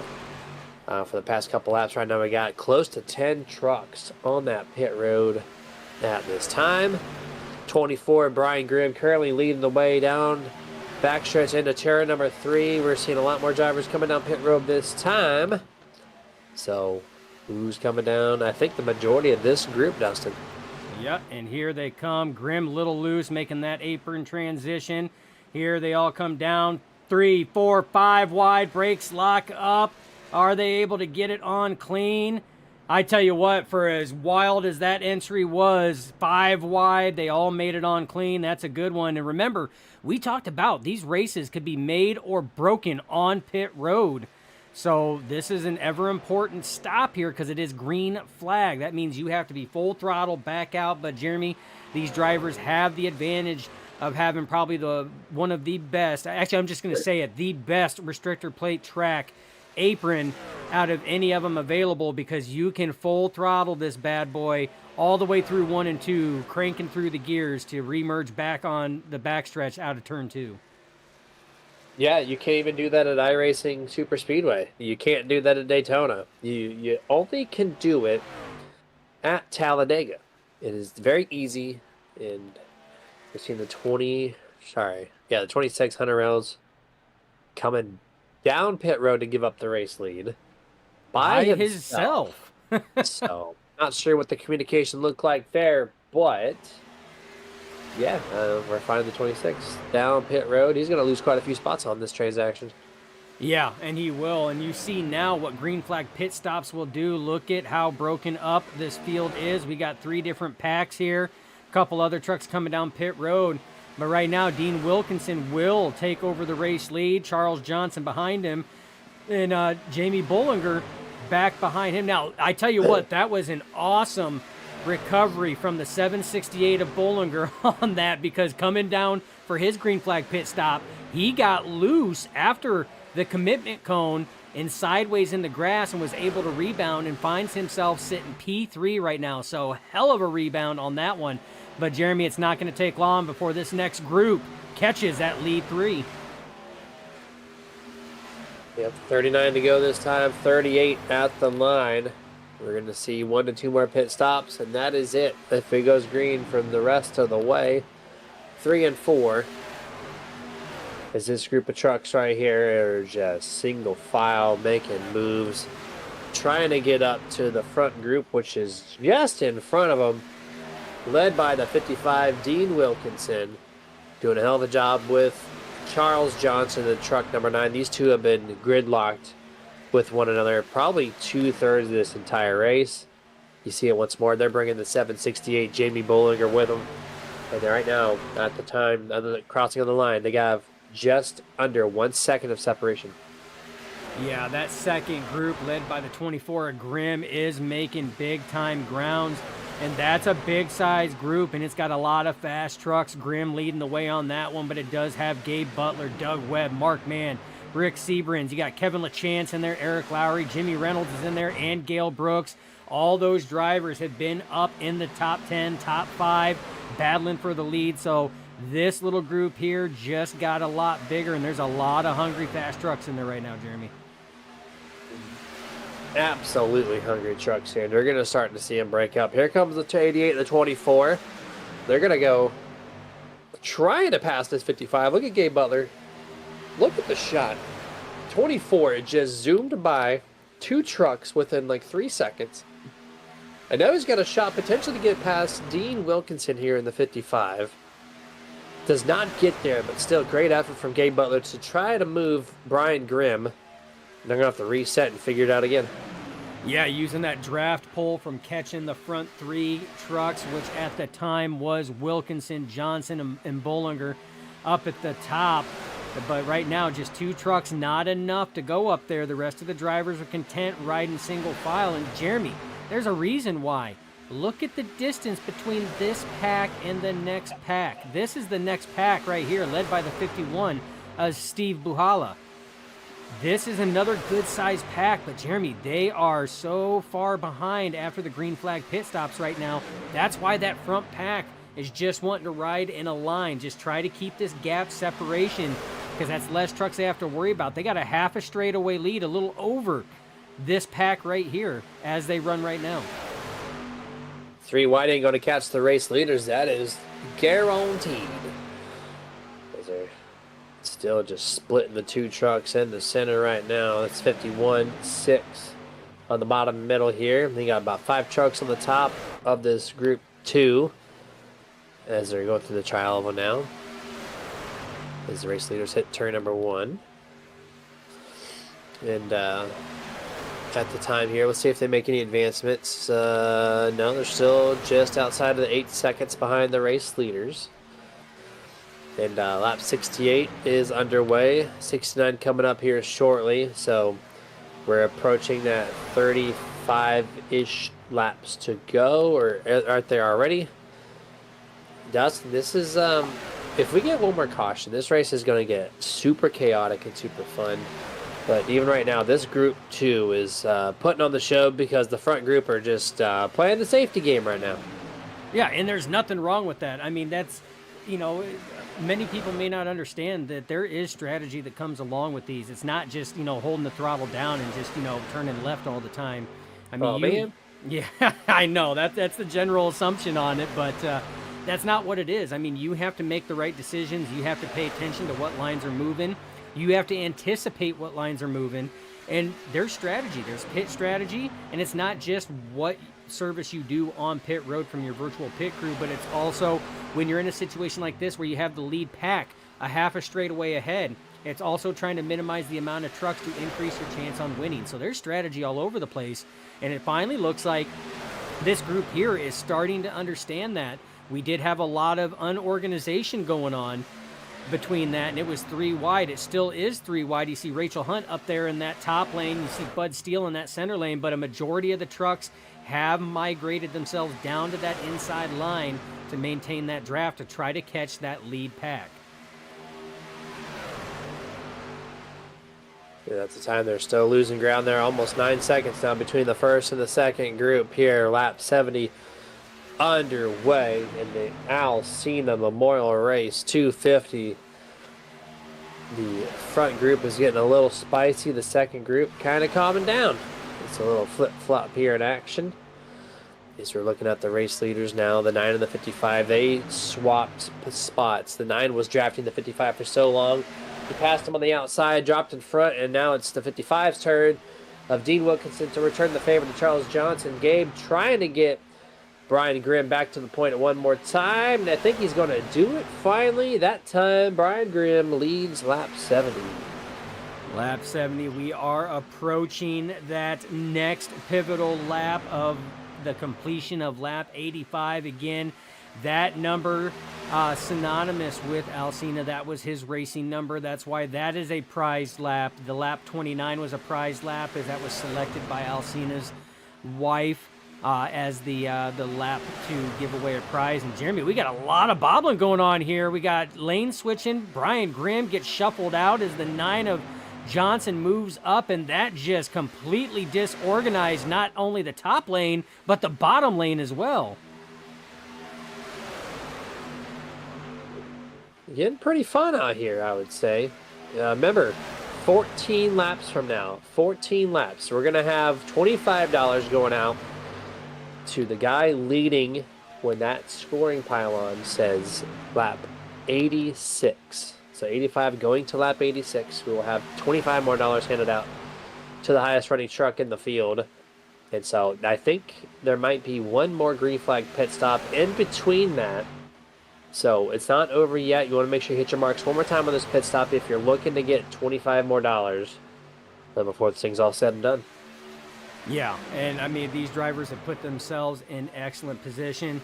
And again, Jeremy, I would anticipate 2 wide racing like what we are seeing out of this lead pack, probably for about another, I don't know, 8 to 10 laps. And then after that, I would expect a lot of these drivers on the inside lane to form that third line as they try to work towards that lap 85. So it's going to get dicey up here as that money lap is coming up as well.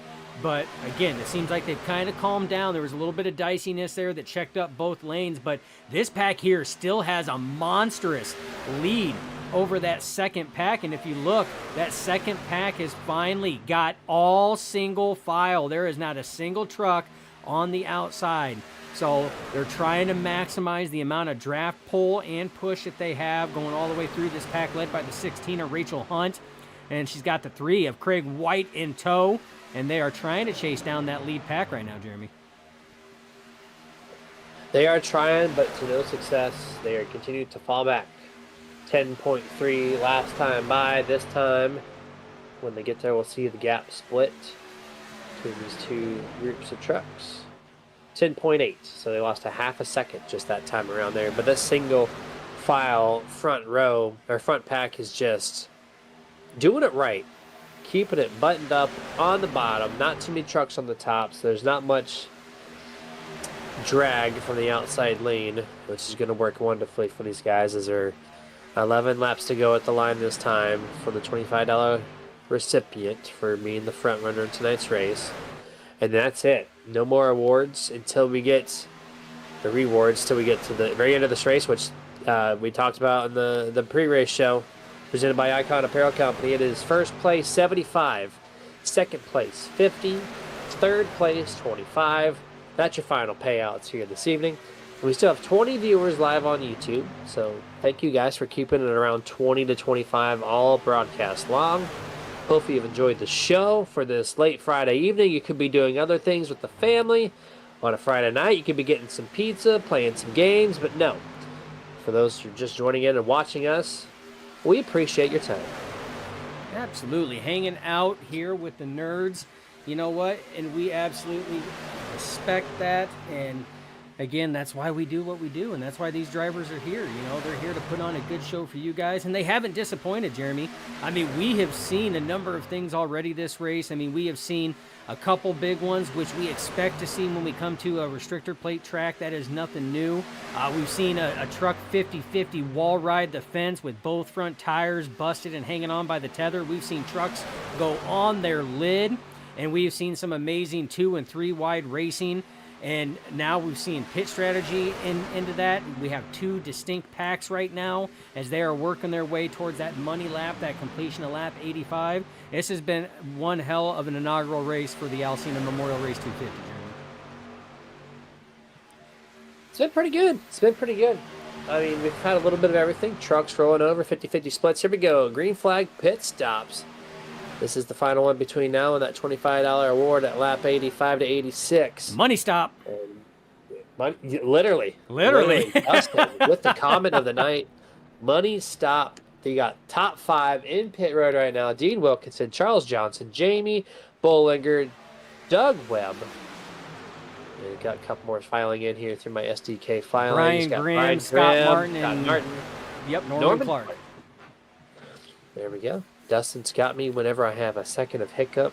Look at this. I We've got done this you, for boo-boo. 20 plus years. He just kind of knows what's going on. I got you, boo-boo, just like you got me. That's why we've been doing this so long, and we enjoy doing it.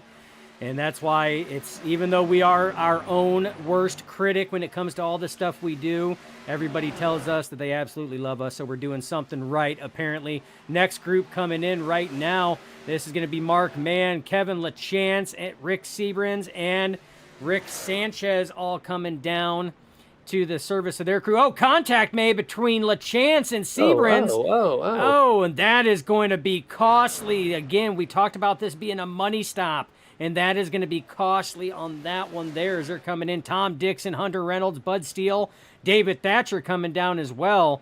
So, Jeremy, we still have one more group left out of that lead pack, and that's currently led by the 88 of Gabe Butler. There's only 4 trucks in that pack. They came in 3 wide. I'm really surprised that there was contact like that. Rick Seabrans just drove right into the door panel of Kevin LaChance. Both unsafe pit entry, and that move costed both of those drivers $25. Absolutely. And here we go. More pit stops. To race. Oh, he's in the dirt. Yeah, he might have come in hot, too. Eric Lowry. Eric Lowry. You might have to check his telemetry coming in. He seemed like he was coming in a little hot. But he came in hot, but he also touched the grass. So either way, unsafe pit entrance. So, yeah, that's Butler, Lowry, Jimmy Reynolds, Gail Brooks, Steve Buhala, and Steve Vest down pit road this time by. So that is going to put Mark Mann coming out as your leader, but he's going to get passed by Dean Wilkinson and Brian Grimm, who was the first set of trucks that came down pit road. So right now, that should put Dean Wilkinson, Brian Grimm, and Mark Mann as your race leaders if they can maintain this pace and pass them. And, oh, we got a truck loose on the infield there. Who was that coming out of pit road that got loose? Not sure, but Eric Lowry thanked the iRacing stewards for not giving him a penalty. He was unscathed. As far as the loose truck is concerned, I'm trying to find it for you in real time. And while you're doing that, my goodness, Gabe Butler. You want to talk about a money stop. This man was leading that second pack. He was the part of the third group to come down to pits, and he is currently in the lead. Now, he's going to get gobbled up real fast because he has no draft help. They are going to catch him and slingshot him unless somebody is nice enough to stay behind and give him one hell of a shot in that rear bumper. But what a money stop in this group right here. Now, Butler, Wilkinson, Grimm, Lowry, Brooks, and Mann. You got Mark Mann back there with Doug Webb as he fell off. But this lead pack right here, Jeremy. Caution. Oh, caution out on the track. And that looks like it's going to involve the 786 of Bollinger. 768. 768. Pit road. Oh, okay. Yeah, my dyslexia. You know what? You leave that alone. Listen, watch. This is the caution. Ready, guys? Ready? And caution. And we have seen that before. So that was an iRacing steward thrown caution. We have seen that before. It's we don't have an answer to why that happens. It was off the racing surface. Should not have brought out a yellow. I mean, we have seen Everett Lane sit down with probably the best seat in the house down there off the racing surface on the track, looking at the start-finish line. No caution ever come out, but that one brought out a caution. Sometimes we don't understand the coding and how the iRacing stewards throw the cautions, but that was your caution, and that is going to close the field up, Jeremy, as we sit right now. So we're going to have a couple caution laps here, and we're going to re-rack them and restack them. Before we go to commercial for the final time tonight, we just watched the 768 bring out a caution by literally parking deep into the infield, right? The guy that you said who got loose on pit exit was Bob Fitzgerald in the 08. I don't know if you have a clip of that. Every time I question you do. I know he registered a 1X on your screen. There we are. So remember, 768 did bring out a caution. This did not bring out a caution, by the way. He's catching air and everything. Yeah, all 4 wheels off the ground, getting loose, cutting more grass. But that's not a caution? But 768 is? Yeah, and that's Question what, things sometimes. yep. And I mean, and unfortunately, we are at the whim of the iRacing stewards when it comes to stuff like that. And there's not a whole lot we can do as sim racers. We kind of got to roll with it, and that was one of those that we just kind of got to roll with. You know, there's nothing that the admins could do on that. That was iRacing programming that did that. But what I can tell you is that second group, Jeremy, they were completely thankful that the iRacing stewards were more than generous on throwing the caution for the 768 on that one. Yeah, no kidding there. And pit stop's still happening. We're going to go last picture in picture. Got to take care of one more thing on my end. And we'll be back for the green flag and everything else in between. So we'll be right back.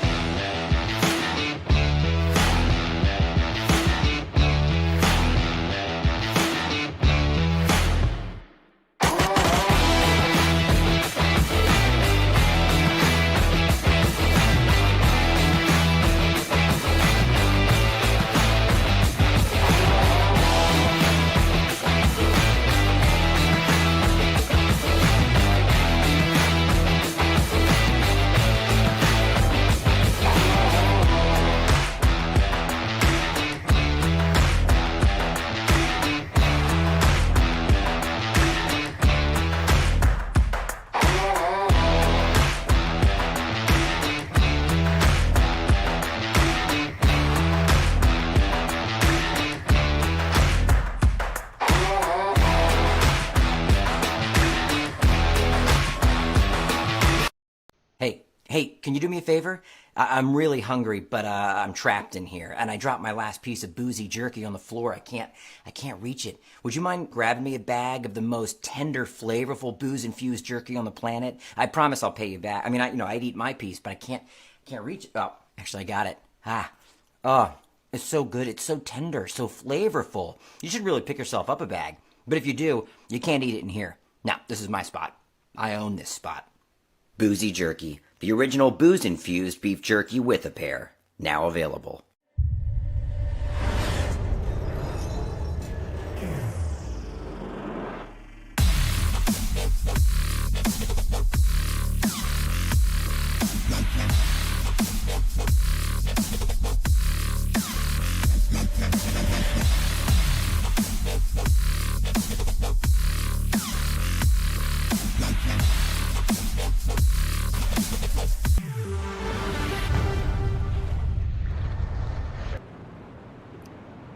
Alrighty, back to full screen here. Do you believe that is our final commercial break segment? Half a lap left, and we're going to go back to green flag racing. Your top five: Gabe Butler, Eric Lowry, Gale Brooks, Doug Webb, Jimmy Reynolds. Nope, I like that. There's two in front. So Dean Wilkinson, Brian Grimm, Gabe Butler, Eric Lowry, Gale Brooks. I had that mixed up because my bar was scrolled down the pylon. It's a good problem to have when you have to scroll through the iRacing UI to get to the last driver. That means you got a stacked field. 22 drivers currently are on the lead lap. First one on the one lap down marker is Rick Sanchez in the 5. He's going to be battling Thomas Holder, Bob Fitzgerald, Craig White, Norman Clark, Randy Miner, and Robert Rock. Those guys are all one lap down. We're going to see what they do.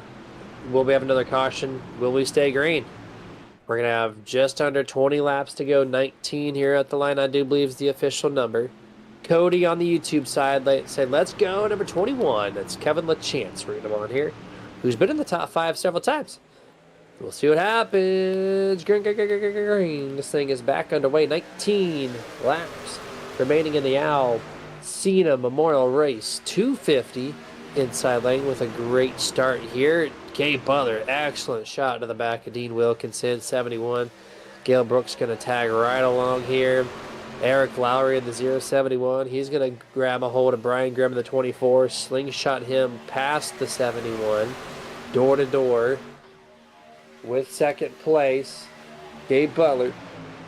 Does he move to the bottom? He does. He stays to the bottom anyway, so 24, Brian has the nose on Gabe in second on the inside lane.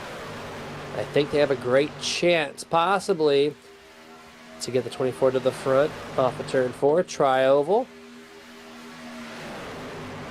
And at the line, it's not going to happen for the 24 on the outside just yet. Still going to belong to the 55. Dean Wilkinson. Last lap. This is lap 85. Whoever leads at the end of this lap will win the final $25 handout before the checkered flags fly. Right now, the 55 looking at it, but Gabe Butler wanting to double down with the cash. Does he go to the outside? He has the room momentarily. He still has it. The window looks like it's open. Does he go? He's got a chance. The 24 gets shuffled back. Single file, top 3. Single Does file, Gabe help top the 3, 55? Jeremy. It's going to be close. Here it is.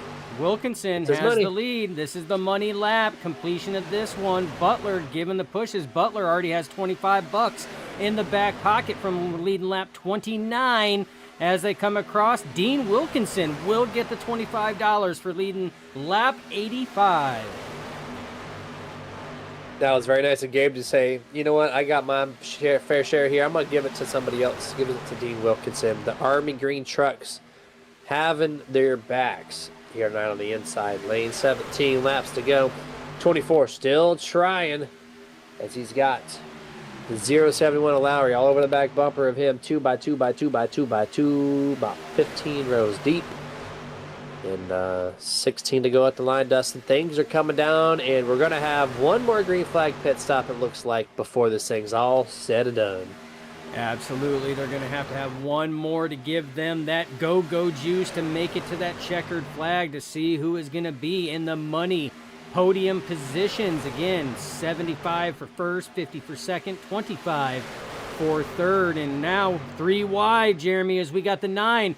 Charles Johnson with big pushes from the 3 of Craig White, trying to get that third lane going. Rick Sanchez up there as well. They're side by side with the 6 of Bud Steele. And the 24 of Brian Grimm clears Dean Wilkinson to take the lead on that inside lane. Great strong run on the inside right now. 9 in the middle, 3 on the top. Can they get anything going? Finally on the outside, the trucks are hard to get going momentum-wise on the third lane for more than a few laps. I think right now it's too early to make any moves, but if you're willing to whisk it from like 15th on back, you go to the top and you full set it and see what happens. If you don't happen, well, you go right back to where you were, so really not too much to lose. Right now, the 3's making a great move. He's going to bring the 5 and the 67 and one other truck. 4 on the top, everybody else bottom center here off the corner exit turn 2. 14 and a half laps to go.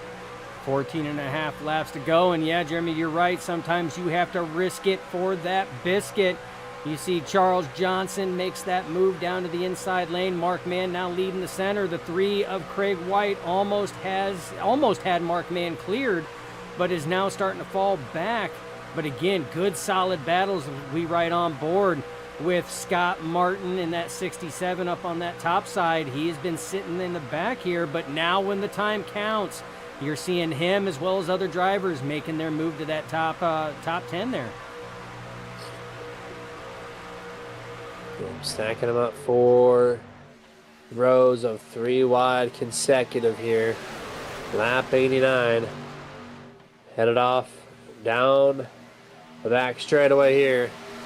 Still 3 wide, but the third lane is starting to drift back a little bit. This is where it gets tricky. You're going to have to cool off the push, or Rick Sanchez can't do anything about it. And Scott Martin just has to hang on tight. The 171, Robert Rock as well. He is behind Scott. He's going to have to do that as well. Oh, Gabe Butler Short He's pit. going to bring 4 friends with him. 5 trucks down this time, maybe even 6. Yeah, 6 trucks. short pit in here. 7. Oh, no! Jimmy Reynolds gets sideways there coming into pits. But he can still make that up, though. He's got to have a clean stop. He can still make it up. We've seen the 768 of Bollinger do something very similar and was able to make it up as well. But this is the short pit option. That means that they can fill this truck up and they will have enough fuel to make it to the end from here on out. Whereas everybody else is going to have to still come down pit road. And their hopes are that they can slingshot past them on that short pit and get to that top spot there in tune for possibly getting that win. But right now, Mark Mann is up in that top spot as it sits. Another big group coming down. Mark Mann leading this charge as they come down, Jeremy. You have another busy pit road lap here on lap 90.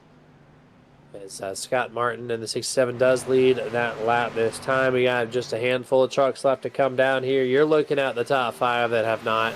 3, 67, 5, 00, 127. Those are your driver's numbers. They're the last ones brought fleet to come down pit road, minus the few trucks that are behind them. They should be coming down here in the next lap or 2. This will be 11 laps to go at the line. Yeah, and this group right here is kind of a different group. It's got a mix of lead lap trucks and trucks that are at the tail end of the lead lap. Right now, the 127 is leading this race. Scott Martin up there as well. They are staying out, and they've got other trucks that are at the tail end of the lead lap. That is Craig White, Rick Sanchez, those drivers at the tail end. But right now, it's the 127 of Donald Kendrick and Scott Martin leading this charge as everybody else has come down pit road. You see Gramuglia is coming down pit road, Rachel Hunt. You see Michael Martin, Steve Buhala. These drivers all coming down for what should be their last pit stop for the evening. 11 laps to go as it sits right now. And Jeremy, this is the group right now. You got your 2 leaders in there, 127 of Kendrick, 67 of Scott Martin. 3 down, 60, just 1. 2 trucks on this pit stop here. So now 4 trucks remain that have not come down. Only 2 trucks. That's a risky call, but maybe they had to do it, and these guys can all go 1 more lap. 10 laps to go. Getting down to the nitty-gritty here. Minus these guys. The guys are going to be at the front afterwards. Looks like it's going to be, was that Frank in the 13, Michael in the 77, Rachel in the 16. Like, those are... They're leading a little bit here. I don't think that's the main pack for whatever reason. They're about to get gobbled up, though. But look at the main pack led by Gabe Butler. This is actually it right here. Currently slated 6th on back. Waiting for those other 5 to pit. And there are 3x3x3x3, 4 rows deep. Yeah, 3x3 or 2. Oh, my. Gabe Butler with the cross to the downtown to the midtown lane in front of Hunter Reynolds. You couldn't have fit a piece of paper between those 2 bumpers, and they make it happen. But a lot of these drivers have more laps running together than most people have years on this planet. And they're showing you right now 4 wide situation as they work around a lap down truck right now. They get by. That's another good thing about this track, Jeremy, is it's got the room to go 4 wide as long as the drivers are cool, calm, and collected. And they are up on that wheel, guaranteed, even though it's Talladega.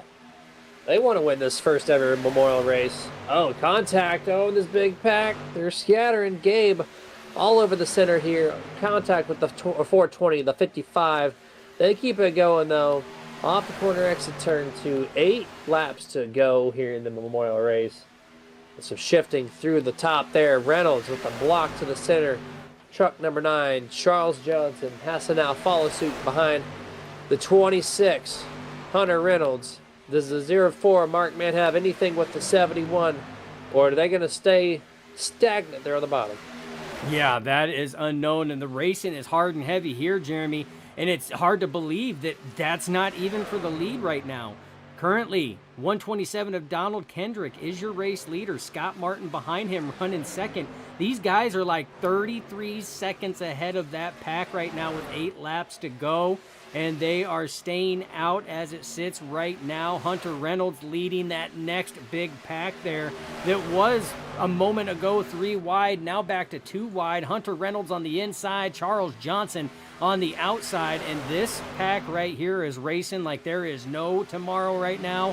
Third lane trying to get something going further back. Trying to do anything, but right now, the show is on the screen right now. Can they get there? I think they have enough time. I think they're in tow. We'll have to see at the line what the delta looks like between the two groups of trucks. If they're within 2 seconds, I think they have a chance. Here we go. At the line. 31 and 33. Yeah, they're going to be 1.9 is the difference. Oh, contact on the front. 420 shoves the 55 into the 88. Gabe Butler, though, I thought he was going to wreck, but he got a slingshot. Instead, he's going to clear Reynolds, going to clear Mark, man. The inside lane dies out momentarily. We're going to go 3 wide with the lap truck. We're going 4 wide. And we're going to wreck. And we're going to Mark save it. man And we're around. going to wreck. And we're going to save it. And here we go. There's the man, caution. six. Bud Steele goes for a ride on that one there. And that, again, lap traffic there going through the corner when they were already making changes. And, yeah, just ran out of real estate. Again, negative Ghost Rider. That pattern is full. Yeah, I don't think the 420 realized of David Thatcher that he realized that there were 4 wide. He was up there in the top 3. He could have went up a half a lane, but we're not expecting a 4 wide. We're expecting the lappers to go to the apron if they can. And that's probably what the respectable thing was to do. But either way, he stayed on the bottom. The guys try to shift up the track. As you get further up, that's less visibility for the guys at the very bottom. And then things just happened. And 6 Bud Steele pays the price on that the most out of anybody. As now we're going to stack them back up for almost a green-white checkered. Yeah, almost a green-white checkered right now. And again, that may actually help out these two drivers. If they were looking to try to extend their fuel mileage, these caution laps, you can save fuel under it. So Kendrick and Scott Martin, this may help them out on that as they are going to be up at that top spot. The only bad thing is now is they're going to have everybody else behind them where they had a 30-second lead over these drivers. Now they're going to have like a 1/10 of a second lead over these drivers. Yeah, they're getting the drivers the heads up. 2 green-white checkers. We talked about that early in this race, but they get 2 attempts at it if you have forgotten at this point. The drivers just got their refresh on it. A lot of the drivers still have 1 fast repair, if not maybe even both of them. So that gives confidence to those drivers who can do a quick repair if needed. We'll see. This might be one of the most chaotic finishes this year. Yeah, it very well could, Jeremy. I mean, it's gearing up for it. It's chaotic. I don't know if I'd call it chaotic. You know what? I'm going to say exciting as hell. That's what I'm going to say. These drivers are going to go for it because, Jeremy, when it comes to a special event, it's always good to put your name on that list of previous winners of a special event. And from what the organizers of this event, they want to do this every year.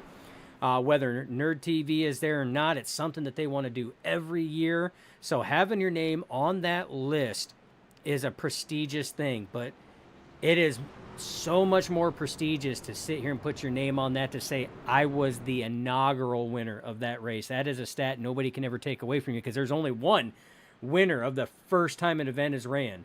And these drivers are going to put it all out on that line to try to put their name and stamp it on that plate. It's going to be worth a lot. They know why they're here, and they're here for fun. But that being said, these guys are still competitors, and they want to win the race. And so they'll never have that removed, like you said. And that's why it's going to be a very fun, exciting finish here tonight. We're going to go 1 to go next time by, which will resume this race on lap 101. So an unofficial green-white checkered. We'll have 2 more attempts at it if needed. Guys have already pitted, so fuel is out of the question. Tires is Talladega, so it's out of the question. This is just straight up driver talent. Who makes the right moves, who makes the wrong, who gets involved in the wreck, and everything in between. This is where you need the rabbit foot in the truck. Dustin, we've seen it in broadcast. I think it was on Sundays we saw Global at Talladega. We saw one truck go from 20th to 1st in one lap, the last lap. So anything is possible. Not even one lap. It was in half a lap. And not even that. It was starting into turn 3. Or out, no, it was half a lap because it was starting out of turn 2 down the backstretch. Yeah, there you go. 20th to 1st and a little over half a lap. Anything can happen when it comes to restrictor plate racing. It's whether you make the right call on the split-second decision or not. I mean, and it's a 50-50 shot, and it's a shot that I literally, no exaggeration, you have a split second to make that decision. So anything can happen. We have seen crazy finishes before. We've captured and called crazy finishes and exciting finishes, and I feel this one is going to be no different. We got some shout-outs on the YouTube side. Mara Clark says, let's go 04, talking about Mark, man. Hey, guy knows how to get it done. He knows how to put himself in winning position. Can definitely get himself up there running P9 right now, so definitely in a good seat to try to capitalize. And Cody says, I got my money on the number 21. That is my dad. So again, 21 being LaChance is who Cody is talking about. All for Al Sena. Awesome memorial race. Absolutely couldn't agree more. And glad to see every participant out here, and glad to see every viewer out there and everybody shouting out on the chats as well. We love to try to bring you into this because guess what? That locks you into this broadcast. That makes you part of this race's history. That is absolutely correct. As you have the rotating pictures of Al there still in the bottom right-hand corner of the broadcast, and it's our feature that we have tonight. To rotate during these caution breaks. And this is it. Everett Lane giving a final call out to the driver saying, make Al proud. That's what he's going with here to close out this Couldn't have said it inaugural better event. myself. I mean, that's all you have to say, right, Jeremy? I mean, that's literally all that Everett has to say on that mark is make Al proud. That's it. Very, very easy to remember. Very sincere comment. Make him proud. Let's get it done. Let's have some fun on this potential final restart of the night. 26. We're Hunter Reynolds, Charles Johnson, Gabe Butler, Dean Wilkinson, David Thatcher is your top 5. Throttles at the ready. Hunter Reynolds going to lead off. Go, go, go. Green, green, green. Here we go. 2 laps remaining in the Al Sena Memorial Race 250 movement already. Oh, Grim around.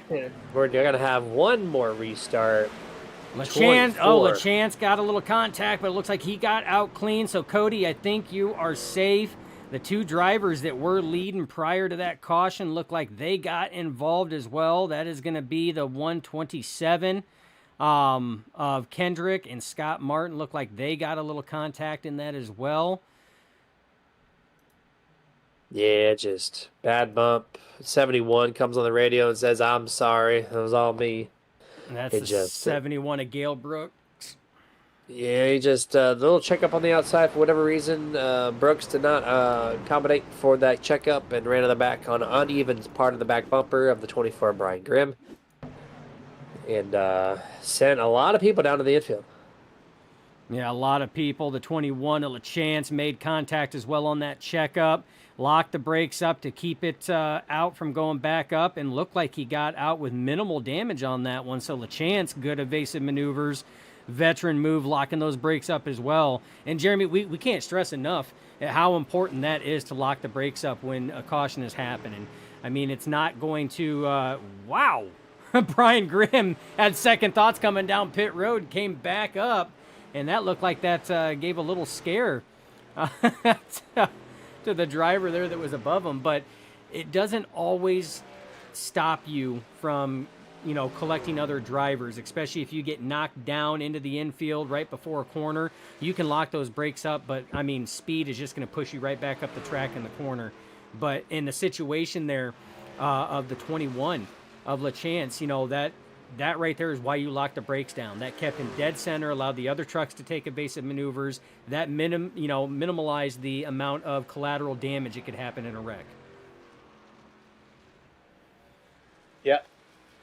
Yep, absolutely. If you're in the infield, don't risk it. Don't try to save it. Don't go with something crazy. Lock it down. Take your loss.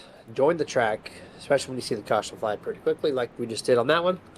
So now, Dustin, we are in the official overtime. 2 attempts at these green-white checkers. This is attempt number 1. We're going to see this top 5 here as they cross the line right now. And it looks to be Hunter Reynolds, Gabe Butler, Charles Johnson, David Thatcher, Dean Wilkinson as your new organized top 5. We're going to go green flag in 2 laps. And, You know what, Jeremy? You know what? what you got, man? I am going to sit here and save you a little breath because I know you're dealing with the head cold. I'm going to shout Jeremy out. congested. Yeah, I'm going to shout out a partner, one that does not have a commercial, but we want to make sure they get a shout out. And what better way is we are coming up on a green-white checkered, and we are working our way towards somebody earning themselves a victory. You can't earn a victory and talk about a victory without first talking about Victory Fuel. Official hydration drink of Nerditudes and Nerd TV. Again, it's not an energy drink. It is liquid hydration. Comes with all the vitamins and electrolytes you need. Be sure you visit drinkvictory.com. And we also want to give a shout out to Brez Coffee Company as well. Again, excellent coffee, great tasting, goes down smooth. Check out our official flavor. That's brezcoffeeco.com. There you go, Jeremy. See, I helped you out, buddy. I got you. Let me go to the bathroom. Allowed me to clear out just a little bit longer. Appreciate y'all for that. And yeah, great. You would partner up the 2 drinks that we bring into the broadcast every single week. That was for you as well, because I know that you have the head cold and you're kind of stuffy, so you got to breathe through the mouth a little bit, and you said that your throat was dry. So I figured, like, talking about the pie, you wanted pie. Now talking about the 2, drink sponsors and partners that we have, now just make you thirstier. I still want key lime pie. Absolutely, that'll be on the menu tomorrow. Looking forward to that too. As Michael Selensky on YouTube, speaking of key lime pie, he says, "Sweet Racing 21." That kind of transitions. Not as good as what you did earlier tonight with the Nest pie, but it doesn't matter. Doesn't matter. I made it work with the word sweet. So You did. One to go, Dustin. You absolutely did. So pace lights are out. We are stacking this up 2 by 2. It is going to be Hunter Reynolds, Gabe Butler leading your inside and outside rows for the restart of this event. You're going to have Charles Johnson, your pusher, on the inside. You're going to have the 420 of David Thatcher, your pusher, on the outside.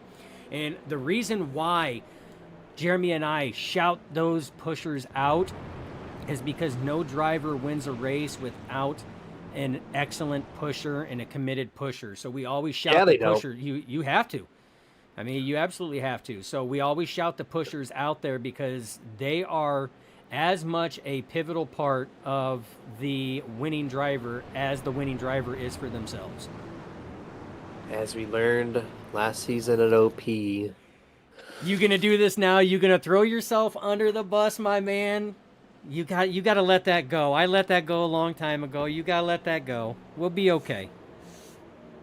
I'm already halfway there. Just going to set myself completely underneath the bus. I will never let myself let that one down. That is just atrocious. The worst call in OP history belongs to none other than myself. Cody giving us a shout out too. Good work broadcasting this, guys. Super fun to watch. Thank you, man. It's kind of hard to...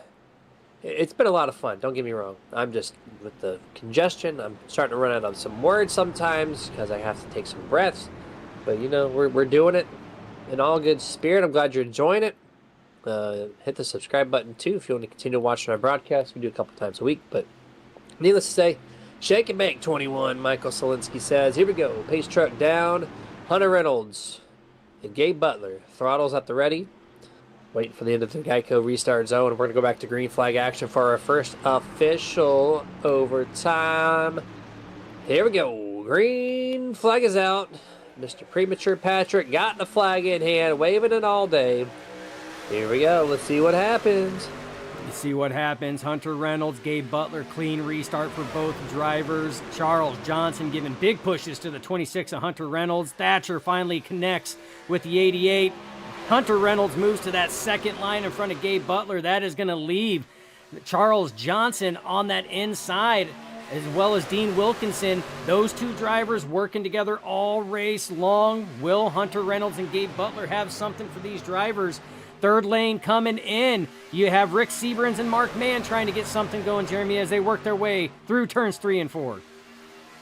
Here we go. Very clean top 10 right now. Wrecking the back as soon as I say that. We're going to our final overtime attempt. Scott Martin, the chance. Oh, man. More piling up in here. That's the 08 there. Bob Fitzgerald. Reverse stuck. What is this looking like? He's in Days of Thunder. Just cold trickle style. Reversing it on the front straightaway. We're going to our TV replay. We got to take a couple angles. Yeah, we got to see what happened. That obviously had already started taking place, so we got to back this up here, see what happened. Man, he was backwards for a long time. Okay, let's see what happened here. Looks like the 51 was up in that third lane. The 7 of Doug Webb moved down to the second. The 51 was following suit there, and guess what? Negative Ghost Rider. That pattern is full. But, Jeremy, that has happened a number of times. We have seen that. It's happened to all of us. Tunnel vision. You're just focused on the driver in front of you, and you're just following their draft wake to try to maintain that speed. Unfortunate thing is when the 51 went down to follow, and that's Steve Bahala, when he went down to follow the 7 of Doug Webb, the 127 was occupying that space. And yet again, we prove physics are accurate. Two things of mass and matter cannot occupy the same space. You see LaChance, Scott Martin, part of that as well. Just innocent bystanders in that. As everybody gets collected, the 127 comes back up the track, bounces off the outside wall. Man, he went backwards for a long while, that being Donald Kendrick. He just kept it in there in reverse and sent it, man. I think you put a little wordplay in there in that call out. Steve Buhala is hard to follow. I think that's what I picked up on. there you go. You know what? I love it. We got to keep this going. Michael out on the YouTube chat says, great broadcast. Thank you again. Much appreciated. All credit again, not me. The shake and bake for the 21. He was shaking and he was baking, but probably not in the way that you wanted him to shake and bake. But LaChance, unfortunately, in the wrong place at the wrong time on that one there. But that's going to stack us up for our last green-white checkered. And, the 24 of Brian Grimm goes around. What just happened there? Well, it looks like the 24, he slated 12th that time. He caught up to the 420, and it was so weird. The 24 came down, the 420 came up. I'm wondering if we're on the one to go. I'm wondering if the 420 at Thatcher maybe didn't, because it's Brian Grimm came up pretty fast. I'm wondering if he wasn't expecting Grimm to be there that fast, because he come up on the outside pretty quick, and he just was naturally letting the truck drift up, because it wasn't an abrupt turn.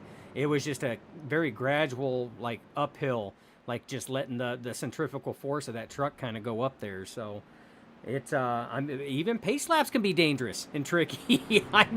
You got trucks trying to get in the right positions, trucks going everywhere, trying to figure out what's going on. So yeah, very interesting here. Jeremy, what? No. So was that one green-white checkered, the last green, or that we thought was a natural one? Was that an actual green-white checkered? It shouldn't have been. It should. I mean, yeah, we got Charles. Okay, that's.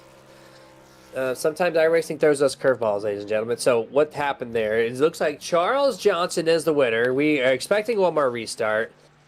So the green white checker that should have not been was the first one that we said was not, because they naturally came up to that restart with 2 to go.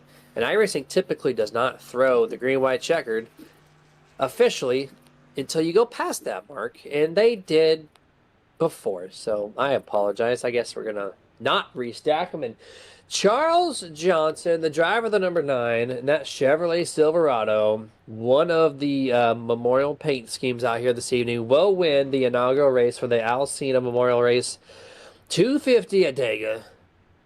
And there we go. See, when we broadcast sometimes, we don't get those official words like the guys do in the server. And so I guess that did not come across on my end. So there we go. There's your winner right there. It's car number 9. And here's the unofficial results. Probably official because it's just a fun race. And here we go. We're going to go down that lineup here. Charles Johnson, Dean Wilkinson, and Hunter Reynolds. That'll be our top 3 entering our post-race interviews. Eric Lowry in 4th. Gabe Butler, top 5. David Thatcher, 6th. Gail Brooks, 7th. Rick Sebrands, 8th. Michael Martin, 9th. Doug Webb, 10th place. 11th through 20th will be Rachel Hunt, Brian Grimm, Frank Gramuga, Mark Mann, Tom Dixon, Randy Miner, Kevin LaChance, Stephen Bahala, Jimmy Reynolds, and the last one on the lead lap and in 20th place, Scott Martin. 21st, Donald Kendrick. 22nd, Thomas Holler. 23rd, Steve Vest. And everybody else on back, Craig White, Norman Clark, Bob Fitzgerald, Robert Rock, Bud Steele, James Randall, Rick Sanchez, Jamie Bollinger, David Fallshots, Earl Luttrell, Michael Howlett, Dude Conrad, Anthony English. There we go. There's your lineup. There's your finishing results. And there we go. Driver number 9. Right there. He's your winner tonight. Absolutely. And at that point, Jeremy, we are going to go full screen as we try to sit here and get these 3 drivers all stacked up for the Nerd TV Podium post-race show presented by Victory Fuel. We'll be right back.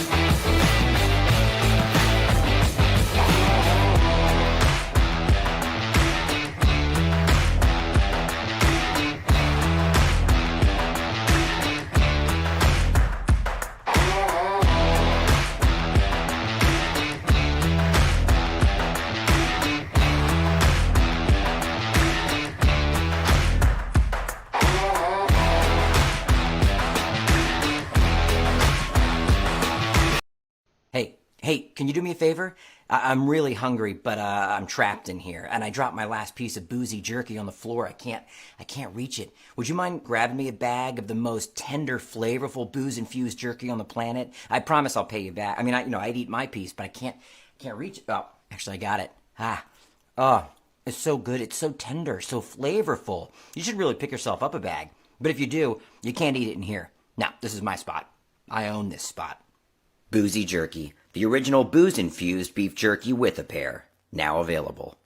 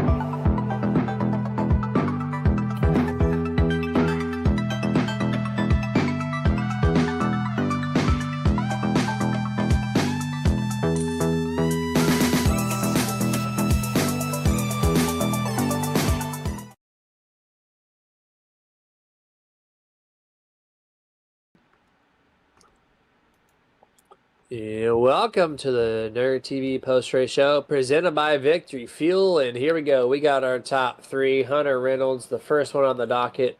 Going to pull him from his team channel as he's chatting with the drivers. Hunter Reynolds, this is Jeremy, the Nerd TV booth. You have a copy? Yes, sir. What up? Hey, man. P3 here this evening. You were involved in a couple wrecks. You got the faster pair used. The truck looks good. How did you make P3 happen tonight? Yeah, it was a really up and down race. Started up front, tried to get the lead, and made a mistake and cleared when I wasn't. And that was pretty embarrassing. I hate doing that, especially in an event like this. A bunch of hard work went into and making a dumb move out front. So I was hanging out at the back, and kind of towards the end, we just got some good cautions. Got a really good pit with my teammate Gabe, and came out and yeah, kind of stayed up front towards the end. We all made kind of little rookie mirrors there. I thought there was one more restart. There wasn't, so a little bit of a hiccup there. We saw a misshift on a restart from Scott Martin. We saw massive checkups in the middle of the tri-oval for no reason. Like it's not a normal league race, so like the mindset's a little different. Things kind of slip through the cracks sometimes, and so you're not the only one out there making mistakes. But all in all, we had a lot of fun. How was the racing out there in general? Yeah, I mean, yeah, other than my mess up, I thought it was a good race. A lot of 3 wide action. Everyone was kind of giving and taking, which was good, especially when I was riding towards the back. We were all just kind of vibing, having a good time back there. So, yeah, good event. Like seeing all the different people together, and a couple of names I only run with every once in a while. So, good to see those guys, and yeah, it was a good event. Very cool, man. Well, congratulations, P3. $25 going to your pocket there for finishing in the top three. Any shout outs you want to give out before we let you go?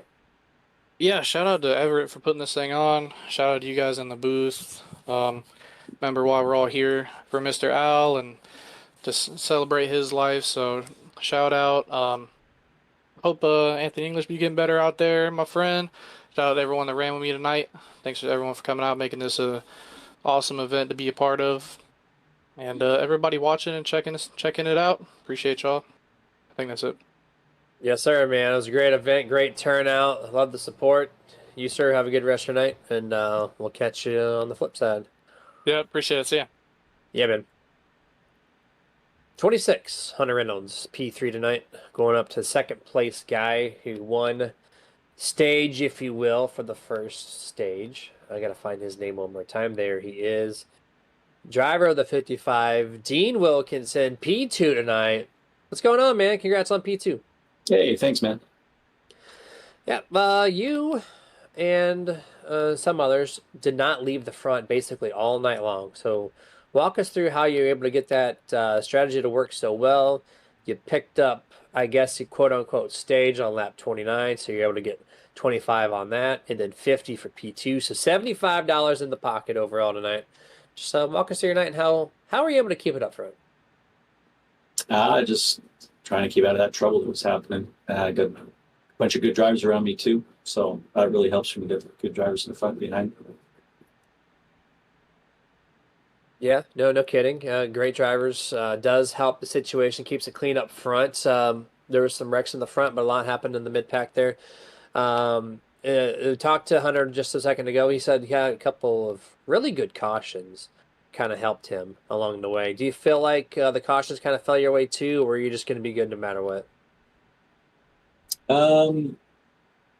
I could have done without the cautions. I was comfortable up front there. And yeah, no, occasionally a caution here and there is good. Just, relax a little bit, especially for a long race like this, 100 laps. But yeah, no, I could have. I would have been happier if there wasn't so many cautions. But overall, it's pretty good. There you go, man. That's Dean Wilkinson, P2 tonight, man. $75 in the pocket. Any shout-outs you want to give out before we let you go? Yeah, shout out to my teammates, TW Motorsports, Everett for putting on this memorial race for Al. Yeah, Al was a great racer and raced with him for quite a few years, so we miss him. Yeah, and thank you guys for the broadcast. I'm going to go back and watch that now and see how y'all did. Well, Be appreciate gentle. it, man. Please be gentle. I'm sure it'll be awesome. Thanks, guys. Yes, sir. Absolutely. Thank you for your time. That was Dean Wilkinson, driver of the 55 truck, and now Dustin for the time to bring in the guy who going to win it tonight. The driver number 9, Charles Johnson. Congratulations on the win, dude. Thank you, Jeremy. Yes, sir. You and quite a few others. I just asked Dean. He just said it was just simply good drivers. Very low key there. How was your strategy able to keep yourself and the people that you worked with all night long, like the 55, with you at the front the whole time? Yeah, I got caught up in that, I don't know, lap 3 or 4 where a guy came down, wasn't cleared, and then it was just a matter of working our way back up. We felt like if we all pitted together and had a good pit strategy, we could work our way back to the front that way. So Dean was pretty much up there all night, but some of my other teammates with TW were back there with me. So we all pitted together and was able to get some faster pit stops or faster laps running together after we pitted and made some passes and worked our way back up to the front. But man, that was a fun race. I think the viewers will be well entertained for that. Yeah, it was quite entertaining. A lot of bit of 3 wide, some crazy wrecks, some good solid racing. A little bit of everything happened here this evening. You got $75, man. You won the race. You didn't get any stage, but you got 75, so you're going to tie for the most amount and won here with Dean Wilkinson, the 55, who did finish P2 tonight. Just give us your overall thoughts on the race in general, and what was the idea behind the scheme? Because you're like one of my top running paint schemes of the night for our vote. You were actually on both of gonna- ours. Yeah, both of ours, really. Dustin too. Yeah, I asked him. I was like, "Give me your top 3," and yours was second or third option without hesitation. So, what was the idea behind your paint scheme tonight? Yeah, I just wanted to represent Al. So I was thinking, okay, you know, he was a gunner on a helicopter. Let's get some helicopters in the background, get Al's pictures on there, get the 189th on there, and put a lot of work into that paint. So I hope everyone enjoyed it, and I especially hope Al's wife. I sent some pictures to Everett so he could send them to her for keepsake. So hope she puts those away and has something to remind her of the race tonight and how we all remembered him. And what a good guy. I mean, great American. That's all I can say. Just a great American, and love racing with Al. Always positive guy. Never had anything negative to say. Just love the guy to death. Heard nothing bad about this guy from doing the homework and whatnot. So, great shout out, dude. Appreciate that. Appreciate your time joining into this race. Even if you didn't finish well, you still joined in just to show appreciation to Mr. Alcine, and we thank you for that. Great win overall, though. You and your team, solid effort. Yeah, we got to know who won the paint scheme tonight now. Or have you guys decided? It's decided. So I was gonna bring in the driver. Okay. But since Charles is calling us out here, it's going to be the 88 Gabe Butler. A very close tie. Me and Dustin had some picks, and that was the one we ended up with. So Gabe Butler, I don't see him in the channel anymore. So It was actually the 3 on there. So Charles was between you, Dean, and Gabe. Those were the 3 that we had locked in for each of those for their own reasons why we had them locked in. So it's I mean, either way, I mean, the paint schemes, it was amazing to see the paint schemes out there. I love it when people do themed paint schemes like this, and especially for a good cause. So I mean, it was awesome to see. It really was. Yeah, and I couldn't ask for a better guy to win it either. So I'm proud for Gabe. I've raced with Gabe for, I don't know, 7, 8 years now, and a good friend of mine. So, yep, I'll just say congratulations over the broadcast to Gabe, and again, thanks for all you guys do and putting this up. Everyone in the background, thanks to Everett for putting this up, and looking forward to next year. Just a fun little fact. I don't know if they do it with trucks, but I know like in the Cup Series, there's a couple of companies who make custom diecast through just like I know y'all's a artwork company. on iRacing. And so if they do Craftsman Truck Series trucks, that might not be a bad idea to look at putting this scheme on one. That'd be like the ultimate gift, right? I know one. Yeah, that would be. Hey, Dustin knows. PM me the link. I will definitely work on getting that done. I definitely will. All There right, we man. go. Let's love it. And Let's make again, it happen. yep. Thank you guys. Yes, sir. Thank you. Enjoy the rest of your night. Good win, man. Yep, thanks. Charles Johnson, driver the number 9 there, completing this race P1 here this evening. Close battle on the track, close battle for the winning paint. Gabe Butler did back out of the Discord early, so I could not drag him in. So I'm kind of glad Charles was able to pop that question for us, because I had full intentions to bring in Gabe in here, but it's okay. It's okay. It is all good. 88's going to win that, so is that 25 to them too, right, Dustin? Yes, 25 to All right. Gabe for winning the paint scheme as well. So, Oh. but and again, we can't stress it enough. I mean, everybody that did a special paint scheme, and yes, we had 102 laps to take a look at everybody's paint scheme, and everybody did a fantastic job. You know, leave it to Everett to throw it on us to make the tough choices, Jeremy. We had to make the tough choices at picking one scheme out of a plethora of amazing schemes to pay homage to Al Sena. Right. So, but it was, again, just like what I said to Charles. It was amazing to see. I love to see it, and I hope that this is something that Everett Lane puts on each year. See it this time again next year, the second annual Al Sena Memorial Race 250. I think it's a fantastic thing. And just the amount of attention to detail, parking the truck on the track, 3 wide. We had the video clips going, the pictures scrolling through caution breaks. Like, there's so many different Easter eggs in this thing. I thoroughly enjoyed it myself. But at the end of the day, Charles Johnson wins this thing, driver the number 9, getting it done for the Memorial inaugural event. Dustin, final thoughts before we close this thing out. I thought it was a fantastic race. I mean, it's the amount of planning it takes to put something like this on. So, Everett Lane organizing it and everybody behind the scenes that helped organize it as well. Fantastic job. I mean, they had a month, you heard Everett Lane, a month, maybe a month and a half tops to sit here and get everything organized, to get a broadcaster lined up. We jumped on. It's something that we offer for different things. When it especially comes to memorial races, charity events, and stuff like that. So, I mean, there's a lot behind the scenes that they have to try to take care of. And to come out here and have a race, and it was a fantastic race, even if it had a couple more cautions than what they wanted. I mean, the race in action was hard. It was fierce. We really didn't have as much of that lull that we usually see in the middle of the race. There was a lot of stuff going on. Even after green flag pit stops, there was 2 different groups, a lot of action to cover. We seen trucks go airborne. We seen trucks flip, turtle, slide. We seen Sanchez 50-50 grind with both front tires held on by the tethers. I mean, we seen about everything go on here. So it was a fantastic race, and I applaud everybody behind the scenes. I applaud everybody that took part in it on the track.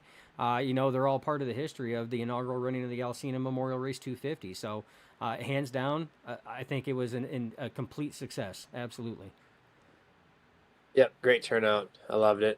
You guys, hopefully y'all enjoyed it. If you enjoyed it, I still see 18 viewers on here, so subscribe if you're new to the channel, if you want to catch our broadcast a couple times a week. Right now we are looking to do those on Wednesdays and Sundays. And Thursdays. And Thursdays. That is new. That is starting this coming Thursday, and we will be live for many weeks to come on that day. So 3 times a week coming at you. 2 of the 3 at 9 p.m. Eastern. One's going to be at 7 p.m. Eastern. That's the Sunday series. But you guys, hope you enjoyed. We're going to close this thing out. Have a good rest of your night. Stay safe. Get your game on. Dustin, what you got for him? As always, it's not goodbye. It's just till next time. Stay nerdy.